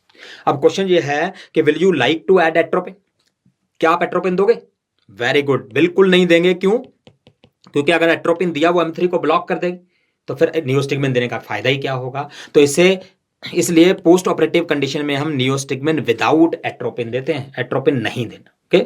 और कौन सी दवाई हम इसमें यूज कर सकते हैं, जो M3 को सीधा स्टिमुलेट कर, बिथेनिकोल दे सकते हैं, रिमेंबर हमने पढ़ा था पहले, बिथेनिकोल ब्लैडर के लिए भी देते हैं, इसके लिए भी दे सकते हैं, ठीक है। तो नियोस्टिग्मिन भी दे सकते हैं, okay. So that is post operative paralytic ileus. Same condition is post operative urinary retention. अगर ऑपरेशन के बाद ड्यूरिंग ऑपरेशन हम ब्लैडर को टच कर लें तो वो भी बुरा मान जाता है, ठीक। और ब्लैडर में कौन सा रिसेप्टर होता है, M3। तो अगर ब्लैडर बुरा मान गया तो क्या सिम्टम होंगे, पोस्ट ऑपरेटिव यूरिनरी रिटेंशन हो जाएगा, यूरिन पास नहीं हो पाएगा। तो अगर यूरिन को पास करवाना है तो ब्लैडर को कॉन्ट्रैक्ट करवाना पड़ेगा, उसके लिए M3 को स्टिमुलेट करना पड़ेगा। तो क्या देंगे? Yes, we will give neostigmine. With atropine और without atropine? Yes, without atropine. ठीक, तो नियोस्टिग्मिन के या वाटर सॉल्युबल ड्रग्स के दो तरह के यूजेस हैं, मस्करेनिक और निकोटिनिक। मस्करेनिक यूजेस में हम पोस्ट ऑपरेटिव वाली कंडीशंस आती हैं जिसमें पैरालिटिक आइलियस और यूरिनरी रिटेंशन है। इन कंडीशंस में हम एट्रोपिन नहीं देते क्योंकि हमें मस्करेनिक को स्टिमुलेट करना है, जबकि निकोटिनिक यूजेस में हम एट्रोपिन देंगे। कौन से निकोटिनिक यूजेस पढ़े? तीन हमने, 1 myasthenia gravis, second cobra bite and third reversal of action of muscle relaxants. Clear? So that is all about the water soluble drugs also. That means हमने complete कर लिया reversible acetyl choline esterase inhibitors, lipid soluble भी water soluble भी। Clear? Any question till now? No? तो now we can move to irreversible acetyl choline esterase inhibitors. Irreversible drugs पे जाते हैं। ये परमानेंटली एस्टाइल कोलिन एस्टरेज को inhibit कर देंगे, तो हम इनको नॉर्मली यूज नहीं करते। नॉर्मली यूज नहीं करते, बट अगर यूज ही नहीं करते तो फिर हम इनके बारे में पढ़ क्यों रहे? क्योंकि हम ट्रीटमेंट के लिए नहीं यूज कर रहे, बट ये वैसे यूज होते हैं हमारी लाइफ में एज इंसेक्टिसाइड एंड पेस्टिसाइड्स। ठीक, तो इनसे पॉइजनिंग हो सकती, तो पॉइजनिंग तभी ठीक करेंगे ना अगर पता होगा कैसे करते हैं। तो कौन सी दवाइयां हैं? पहले दो मेजर ग्रुप हैं इरिवर्सिबल वाले में, एक है ऑर्गेनोफॉस्फेट्स, और दूसरा है कार्बामेट्स। ऑर्गेनोफॉस्फेट की एग्जांपल है मैलाथियोन एंड पैराथियोन, और कार्बामेट्स की एग्जांपल हैं कार्बाराइल एंड प्रोपोक्स। ये दवाइयां जो हैं ये हम यूज नहीं करते क्लिनिकली, बट ये वैसे यूज होते हैं इंसेक्टिसाइड्स की तरह। जैसे जब हमें मलेरिया का कंट्रोल करना है तो हम चाहते हैं कि मॉस्किटो जो मच्छर हैं वो मर जाएं, उनको मारने के लिए स्प्रे करते हैं। उनकी स्प्रेज में मोस्टली मेलाथियोन पैराथियोन वगैरह होता है। ऐसे ही आपने बेगोन का नाम सुना होगा, बेगोन में कार्बाराइल होती है, ये कॉकरोच मारने के काम आता है। सो बेसिकली ये इंसेक्टिसाइड पेस्टिसाइड्स की तरह काम आते हैं। और ये इंसेक्टिसाइड पेस्टिसाइड वगैरह सबसे कॉमनली कौन यूज करता है? यस, फार्मर्स यूज करते हैं। तो फार्मर्स में पॉइजनिंग होने का सबसे ज्यादा चांस होता है। अब इन दवाइयों में खास बात क्या है कि ये हाईली लिपिड सॉल्युबल ड्रग्स हैं। हाईली लिपिड सॉल्युबल का क्या फायदा था या क्या नुकसान था? लिपिड सॉल्युबल मेम्ब्रेन्स क्रॉस कर सकते थे। अब ये इतनी ज्यादा लिपिड सॉल्युबल हैं कि ये इंटैक्ट स्किन की मेम्ब्रेन भी क्रॉस कर सकती है। जैसे एक फार्मर है, वो अपने फील्ड में इन इंसेक्टिसाइड का स्प्रे कर रहा है। अब स्प्रे करते हुए कुछ दवाई उसकी स्किन पे लग गई। ठीक, अब ये भाई साहब 2-3 दिन नहाए नहीं, क्योंकि ये इतनी लिपिड सॉल्युबल है तो ये स्किन से अब्सॉर्ब होकर ब्लड में आ सकती है।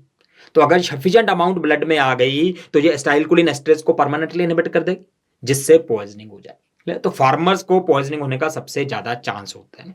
तो अब अगर ये सफिशिएंट अमाउंट ब्लड में आ गई तो क्या होगा?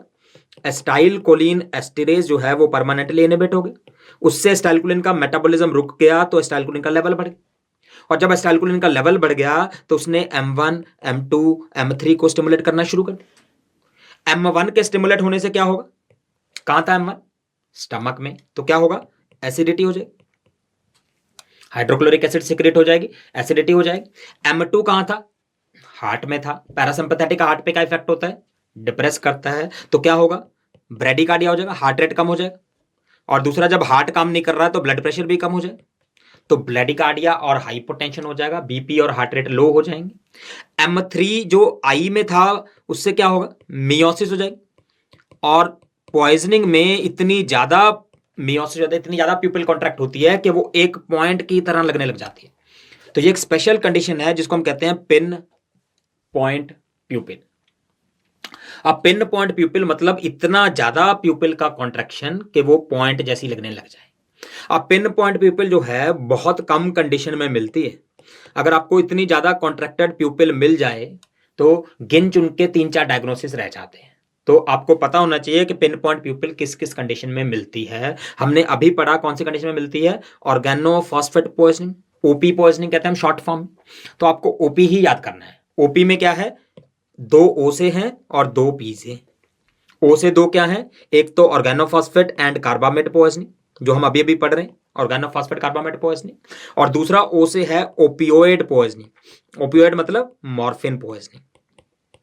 तो मॉर्फिन की पॉइजनिंग में या ऑर्गेनोफॉस्फेट की पॉइजनिंग में पिन पॉइंट प्यूपिल होता है। ठीक है, अब पी से भी दो है। पहला पी से जो है वो है फिनोल पॉइजनिंग। फिनोल का दूसरा नाम क्या है? Carbolic acid. फिनोल या कार्बोलिक एसिड पॉइजनिंग में होता है। और लास्ट पी जो आपको पता होना चाहिए वो है पोंटाइन हेमरेज। ब्रेन में पॉन्स होता है, उस पॉन्स के एरिया में अगर हेमरेज हो जाए तो पिन पॉइंट प्यूपिल हो सकती है। तो पिन पॉइंट प्यूपिल के 4 कारण आपको पता होना चाहिए। ओपी, 2 ओ से 2 पी से। ओ से 2 कौन कौन से? ऑर्गेनोफॉस्फेट और कार्बामेट पॉइजनिंग, और ओपियोइड पॉइजनिंग मतलब मॉर्फिन पॉइजनिंग। पी से 2 कौन से? फिनोल मतलब कार्बोलिक एसिड पॉइजनिंग और पोंटाइन हेमरेज। ओके, तो पिन पॉइंट प्यूपिल हो सकता है ऑर्गेनोफॉस्फेट पॉइजनिंग। दूसरा, ग्लैंड्स में क्या होगा? सारी सिक्रीशंस बढ़ जाएंगी। सारी सिक्रीशंस बढ़ जाएंगी। ग्लैंड में मस्करिन रिसेप्टर है, तो सिक्रीशंस बढ़ जाएंगी, मतलब उसको स्वेटिंग हो रही होगी, बहुत ज्यादा स्वेटिंग, पसीना आ रहा होगा, आंखों से आंसू निकल रहे होंगे, टीयर्स, ठीक है, मुंह से सलाइवा निकल रहा होगा, तो सारी सिक्रीशंस बढ़ जाएंगी। फिर जीआईटी में क्या होगा? बहुत ज्यादा सीवियर डायरिया हो जाएगा, इंट्रैक्टेबल डायरिया हो जाएगा, अब्डोमिनल पेन होगा क्योंकि इंटेस्टाइन की मसल कॉन्ट्रैक्ट कर रही है, तो अब्डोमिनल पेन विद डायरिया हो जाएगा। ब्लैडर में क्या होगा? इनवॉलंटरी यूरिनेशन हो गई, यूरिनरी इनकॉन्टिनेंस कहते हैं उसको। यूरिन कंट्रोल में नहीं रहेगा, बीच में यूरिन निकलने लग जाए। ब्रोंकस में क्या होगा? ब्रोंको कंस्ट्रिक्शन हो जाए, रेस्पिरेटरी प्रॉब्लम स्टार्ट हो जाएगी उसको। और जब ये सारे रिसेप्टर ब्रेन में स्टिमुलेट होते हैं तो आदमी कोमा में चला जाएगा। तो ये टोटल सेट ऑफ सिम्टम्स हैं जो ऑर्गेनोफॉस्फेट या कार्बामेट पॉइजनिंग में मिलते हैं। क्या मिलते हैं? स्टार्टिंग में एसिडिटी होती है थोड़ी बहुत, उसके बाद अगर बीपी और हार्ट रेट चेक करोगे वो लो आएगा, पिन पॉइंट प्यूपिल होगी, सिक्रीशन सारी बड़ी होंगी, डायरिया होगा, यूरिनेशन होगा, रेस्पिरेटरी प्रॉब्लम्स होंगी और आदमी कोमा में चला जाएगा। ठीक है, तो मेजर सिम्टम्स जो कोलिनर्जिक ओवरडोज के सिम्टम्स हैं वो आपको ऐसे याद करवाते हैं स्लज के नाम से। स्लज के नाम से याद करवाते हैं। स्लज में क्या है? सेलिवेशन मतलब सलाइवा ज्यादा, लैक्रीमेशन मतलब टीयर्स, यूरिनेशन यूरिन ज्यादा हो गया, डेफिकेशन मतलब डायरिया हो गया, गैस्ट्रो इंटेस्टाइनल डिस्ट्रेस सिंपल मतलब इसका है अब्डोमिनल पेन, बहुत सीवियर अब्डोमिनल पेन, और एमेसिस मतलब वॉमिटिंग। ठीक है, ये सिम्टम्स होते हैं कॉलिनर्जिक एक्सेस के। ठीक है, ये सारे सिम्टम्स आ गए, बट आपको खास बात याद करनी है, ये 2 सिम्टम। अगर पिन पॉइंट प्यूपिल भी है और साथ में सिक्रीशंस भी ज्यादा है, अगर ये दोनों हैं तो आंसर 100% ऑर्गेनोफॉस्फेट या कार्बामेट पॉइजनिंग होगा। और किसी भी कंडीशन में ये दोनों इकट्ठे नहीं होंगे, एक हो सकता है बट दोनों नहीं होंगे। अगर दोनों हैं तो और कुछ नहीं पढ़ना है एग्जाम में, आंसर कर देना ऑर्गेनोफॉस्फेट पॉइजनिंग या कार्बामेट पॉइजनिंग। दोनों इकट्ठे सिर्फ इसी पॉइजनिंग में मिलते हैं और किसी में नहीं मिलते। अब मैं ये ऐसा क्वेश्चन क्यों पूछ रहा हूं? क्योंकि एक बार एम्स में क्वेश्चन पूछा कि a patient presented in comatose state. Patient क्या? फार्मर। ये आपको ध्यान रखना है, अगर फार्मर लिखा है तो 99% चांस ऑलरेडी है कि ऑर्गेनोफॉस्फेट पूछ रहे हैं। ठीक, क्वेश्चन आया a farmer presented in comatose state with pinpoint pupil, with increase in secretion, with diarrhoea, with urinary incontinence, with respiratory difficulty. सब कुछ वही दिया था जो ऑर्गेनोफॉस्फेट में होता है। ठीक, बट कंफ्यूजिंग पॉइंट क्या दिया था? The BP of the farmer is 180/120 and heart rate of this patient is 120 beats per minute. तो बीपी और हार्ट रेट जो है वो हाई है, इसमें क्या होना चाहिए था? इसमें तो लो होना चाहिए। ठीक, तो क्वेश्चन है बाकी सारे सिम्टम सेम है बट बीपी और हार्ट रेट हाई लिखा है, और क्वेश्चन पूछा है व्हाट इज द डायग्नोसिस। ठीक, क्या कंडीशन है, और ऑप्शंस दिए हैं यही चारों: organophosphate poisoning, opioid poisoning, phenol poisoning, pontine haemorrhage. तो अब बताओ क्या होगा आंसर? क्या होगा answer? Very good, the answer is still organophosphate poisoning. क्यों? क्योंकि मैंने अभी भी बताया कि अगर ये दोनों सिम्टम है, पिन पॉइंट प्यूपिल भी है और सिक्रीशंस भी ज्यादा हैं, तो और कोई पॉसिबिलिटी है ही नहीं, 100% ऑर्गेनोफॉस्फेट पॉइजनिंग है। बट क्वेश्चन ये है कि बीपी और हार्ट रेट तो लो होने चाहिए थे ना, इसमें तो लो होते हैं। बीपी और हार्ट रेट लो क्यों नहीं है, हाई क्यों है? उसका रीजन क्या है? तो जब एसिटाइलकोलिन बढ़ जाएगा तो क्या ये सिर्फ मस्करिन पे काम करेगा? नहीं, निकोटिनिक पे भी तो कर सकता है। तो जब एसिटाइलकोलिन बढ़ गया, it can stimulate nicotinic receptors also. और निकोटिनिक 2 तरह के हैं हमारे पास, एन और एन। और एन रिसेप्टर कहां था? N is nerve and nerve, और नर्व का जंक्शन कौन सा था? गैंग्लियन। तो कौन से गैंग्लियन में होता है? दोनों में, सिंपैथेटिक भी पैरासिम्पैथेटिक भी। तो अगर सिंपैथेटिक गैंग्लिया स्टिमुलेट हो गया तब टैकीकार्डिया, पाल्पिटेशन हो सकता है, बीपी हार्ट रेट बढ़ सकता है। So these are nicotinic symptom which can come. तो क्या टेक होम मैसेज है कि अगर पिन पॉइंट प्यूपिल और इंक्रीज इन सिक्रीशंस दोनों हैं तो आंसर हमेशा ऑर्गेनोफॉस्फेट पॉइजनिंग मार्क करना है और कुछ भी लिखा। ठीक, ये थ्योरेटिकली पॉसिबल है, प्रैक्टिकली आप ऑर्गेनोफॉस्फेट पॉइजनिंग की पेशेंट में कभी भी ब्रेडिकार्डिया ही देखोगे, कभी टैकीकार्डिया नहीं देखोगे, क्योंकि एन को स्टिमुलेट करने के लिए एसिटाइलकोलिन की डोज बहुत हाई चाहिए, जैसे हमने पहले पढ़ा था, और इतनी हाई डोज पॉइजनिंग में भी बहुत रेयरली होती है। ठीक है, तो थ्योरेटिकली पॉसिबल है, प्रैक्टिकली आप मान के चलो कभी होगा ही नहीं, रेयरेस्ट टू रेयर केस है। बट एम्स वगैरह तो रेयर ही पूछते हैं, कॉमन कहां पूछते हैं। ठीक है, तो ये रेयरली हो सकता है। ठीक है, अब लास्ट सिम्टम क्या है, एनएम, और अगर एनएम रिसेप्टर ओवर स्टिमुलेट हो जाए तो क्या होगा, yes, muscle weakness. Over stimulation, under stimulation दोनों में मसल वीकनेस करता है। तो ये टोटल सेट ऑफ सिम्टम्स हैं जो ऑर्गेनोफॉस्फेट और कार्बामेट पॉइजनिंग में मिलते हैं। क्लियर? अब हमने सिम्टम्स पढ़ लिए, डायग्नोज कर लिया।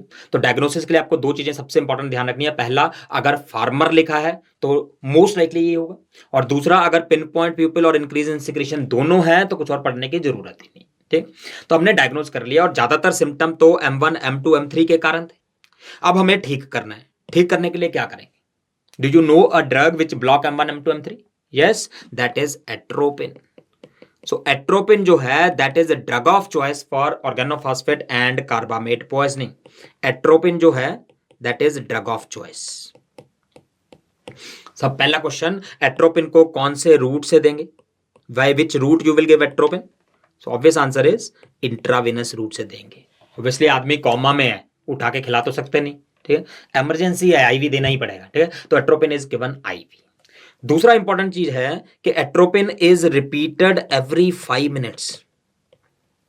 हम आईवी देते हैं और हर 5 मिनट के बाद उसका आईवी इंजेक्शन फिर से लगा देते हैं।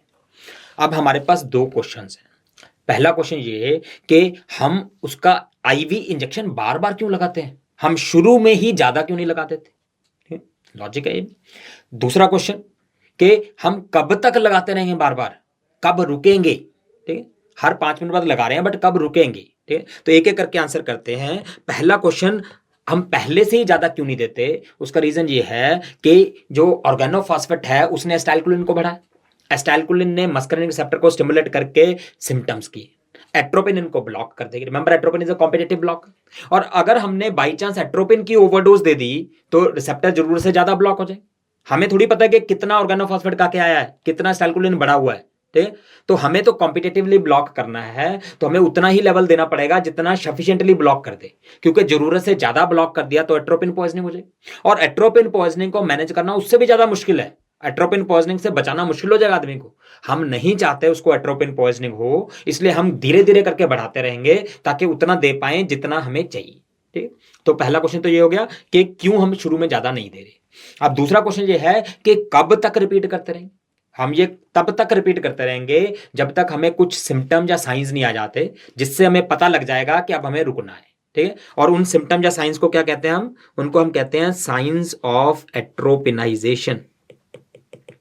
साइंस ऑफ एट्रोपिनाइजेशन का सिंपल मतलब क्या है कि ये वो साइंस हैं जिनके आने से हमें पता लग जाएगा कि हमने एनफ एट्रोपिन दे दी है, अब हमें रुक जाना चाहिए। अब कौन से साइन है? 3 इंपॉर्टेंट साइन है।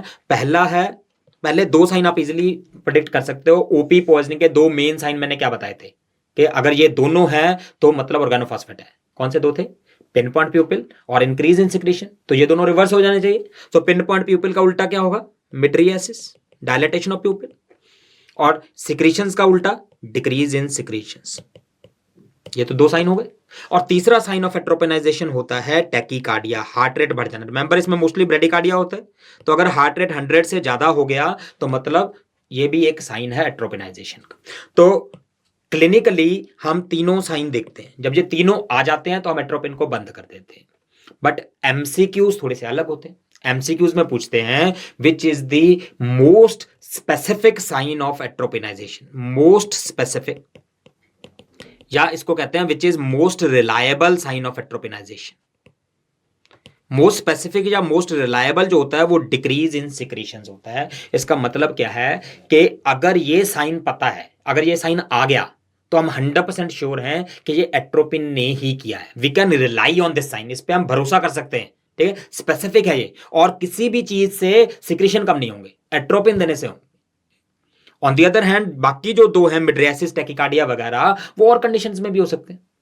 लाइक मिड्रियासिस की अगर बात करें, प्यूपल की डायलेटेशन की अगर हम बात करें, तो the death is a very important sign of mydriasis, very important sign of brain death. अगर ब्रेन डेथ हो जाती है तो मिड्रियासिस हो जाता है, ठीक है। अब एक कंडीशन समझते हैं। एक इमरजेंसी में पेशेंट आया, बहुत सीरियस है, हम उसको बचाने की कोशिश कर रहे हैं, हमें सीनियर डॉक्टर हैं, बहुत सारे लोग हैं, हम उसको बचाने की कोशिश कर रहे हैं, और जैसे मोस्ट केसेस में होता है पेशेंट नहीं बचा। अब जो सबसे मुश्किल काम है वो सबसे जूनियर डॉक्टर पे छोड़ के बाकी सब चाय पीने चले जाते हैं। क्या काम है? डिक्लेयर करना। तो हम सबसे जूनियर है वहां पे, हम इंटर्न हैं, हमको बोल दिया कि जाके पेशेंट के रिलेटिव को बता दो कि ये पेशेंट मर गया, ठीक है। अब क्या हुआ, हम डरे सहमे गए बाहर, हमने पल्स बीपी चेक कर लिया था, वो था नहीं, हम डरे सहमे गए बाहर और जाके उनके रिलेटिव को बोल दिया कि भैया आपका पेशेंट मर गया। सोचो अगर 10 मिनट बाद पेशेंट उठ के बाहर आ जाए, क्या हालत होगी? तो दैट मीन्स हम डिक्लेयर तभी तो करेंगे ना जब हम 100% या 200% श्योर होंगे कि पेशेंट मर गया। तो हम क्या करेंगे, हम पहले पल्स चेक करेंगे, बीपी चेक करेंगे, ठीक है। पल्स भी नहीं है, बीपी भी नहीं है, पेशेंट रिस्पॉन्ड भी नहीं कर रहा, मतलब हम अज्यूम कर लेंगे डेथ हो। But very important is to check for pupil. अगर प्यूपिल कॉन्ट्रैक्टेड है मतलब ब्रेन अभी भी जिंदा है, ठीक है। अगर प्यूपिल भी डायलेट हो गई तब मतलब ब्रेन डेथ हो गई। So mydriasis is very important sign of brain death, ठीक।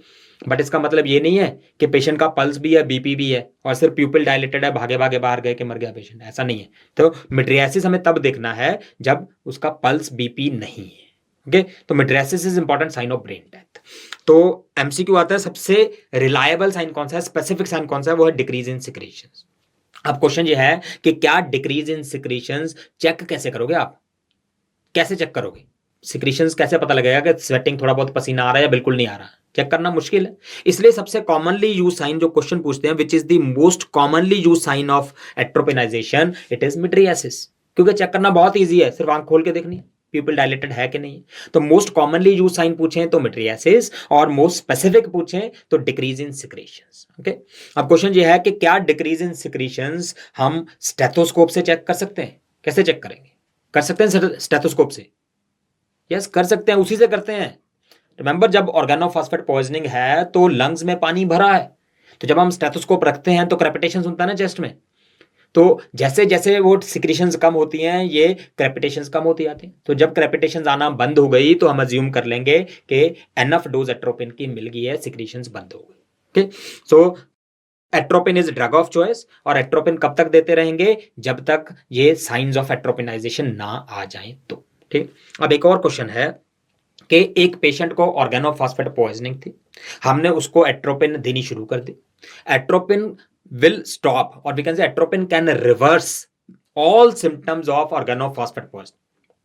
क्वेश्चन इज एक्सेप्ट, एट्रोपिन कौन से साइन को रिवर्स नहीं कर सकती?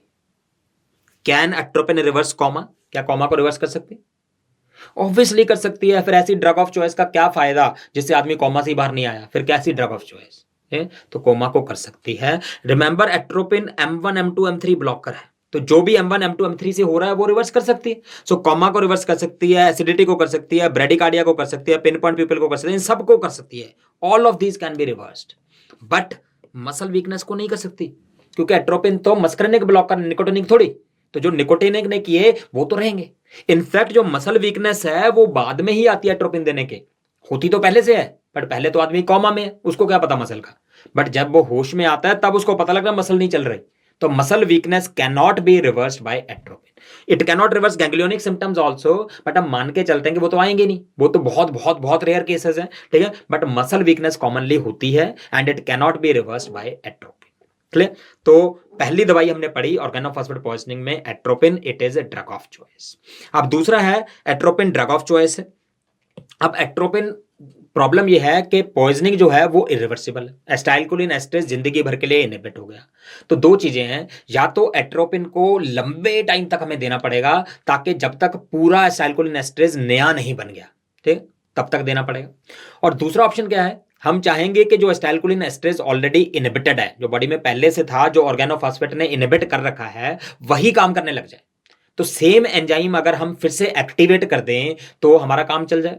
तो उसके लिए हमने एक और दवाई बनाई है which is called as acetylcholine esterase रीएक्टिवेटर्स।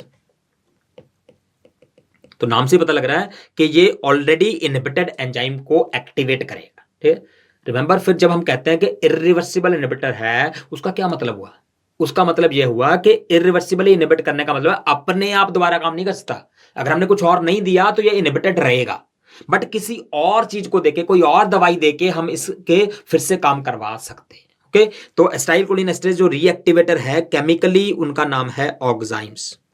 Chemically oximes हैं, और हमारे पास दो ऑक्साइम हैं, एक है प्रेलिड ऑक्साइम और दूसरा है डाई एसिटाइल मोनोऑक्साइम। शॉर्ट फॉर्म में प्रेलिड ऑक्साइम को पैम लिखते हैं और डाई एसिटाइल मोनोऑक्साइम को डैम लिखते हैं। तो दो मेन ऑक्साइम्स हैं। क्या हैं ऑक्साइम्स? ये रीएक्टिवेटर्स हैं, ये एसिटाइलकोलिन एस्टरेज को फिर से काम करने लगाते हैं। अब इस पे 3 एमसीक्यूज आते हैं, 3 इंपॉर्टेंट एमसीक्यूज आपको ध्यान रखने हैं। पहला और सबसे इंपॉर्टेंट है, these are not the drug of choice. Examiner आपको कंफ्यूज करने की कोशिश करता है। वो कहता है ऑर्गेनोफॉस्फेट पॉइजनिंग से पेशेंट आया, सारे सिम्टम दे देंगे, then they ask what is the drug of choice, और पहला ऑप्शन लिख देंगे प्रेलिड ऑक्साइम। आंसर नहीं करना। मेंबर, ऑक्साइम्स जान नहीं बचा सकते, जान एट्रोपिन से बचेगी। ठीक है, oximes are given after saving the life of a person, तो they are not the drug of choice. Drug of choice is atropine. अब दूसरा इंपॉर्टेंट एमसीक्यू आपको याद करना है ट्रिपल ओ से। ट्रिपल ओ का क्या मतलब है? ऑक्साइम्स, ओ मतलब ऑक्साइम्स, दे आर यूज्ड, ओ मतलब ओनली फॉर, ओ मतलब ऑर्गेनोफॉस्फेट पॉइजनिंग।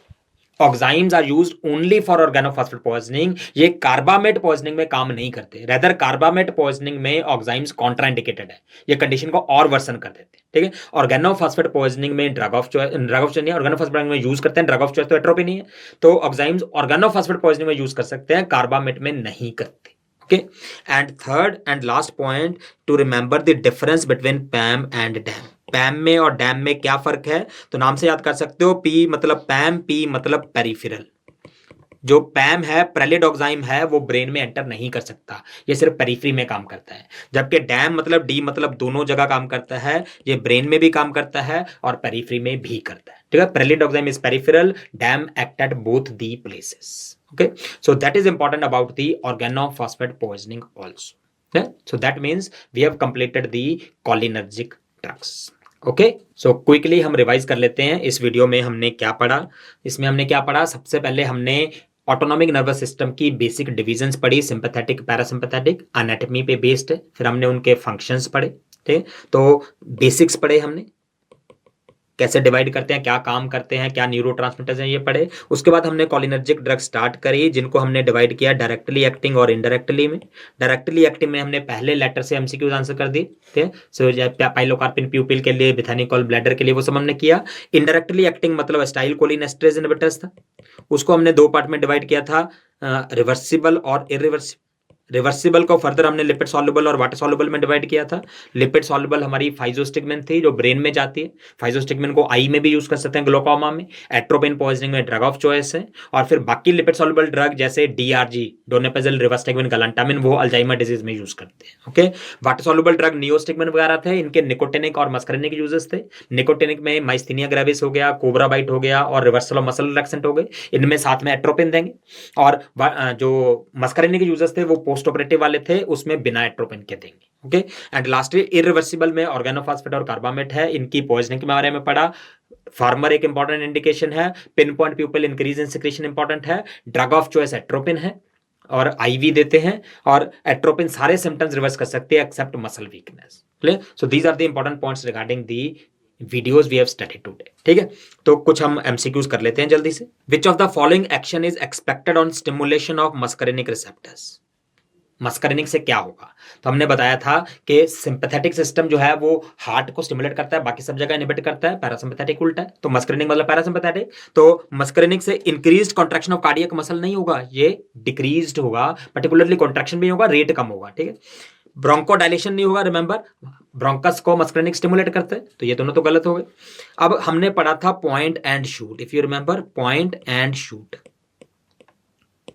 पी मतलब पैरासिम्पैथेटिक, ये पॉइंट करने के काम आता है, मतलब इरेक्शन में, पैरासिम्पैथेटिक इरेक्शन में काम आता है, जबकि शूट ऐसा मतलब सिंपैथेटिक है, वो इजैकुलेशन में काम आता है, तो ये भी पैरासिम्पैथेटिक काम नहीं हुआ, so answer will B erection. Okay, muscarinic receptor का क्या काम है? वेसोडाइलेशन करना, इरेक्शन। नेक्स्ट क्वेश्चन है, अ फार्मर, 90% क्वेश्चन आंसर होगा यहीं पे, ऑर्गेनोफॉस्फेट पॉइजनिंग होगा, presented with pinpoint pupil and increase in secretion, so सारा कुछ वही दे दिया जो हम चाहते थे, likely poisoning, organophosphate poisoning. Okay, next question, a person presented in emergency in comatose state after consuming some unknown poison, excessive sweating is apparent and on examination there is bradycardia and BP is low। ठीक है, BP low है, heart rate लो है, sweating है, coma में है, सारे क्या symptoms हैं? कॉलिनर्जिक सिम्टम्स हैं। So what is the antidote? Basically organophosphate poisoning की एंटीडोट पूछ रहे हैं, the answer is atropine. Organophosphate poisoning में atropine is antidote. Okay, next question, a patient present with history of snake bite, emergency में आया fatigue और irritability के साथ, 10 vials of antivenom were administered IV, but the patient is still having difficulty in swallowing, ptosis and respiratory distress।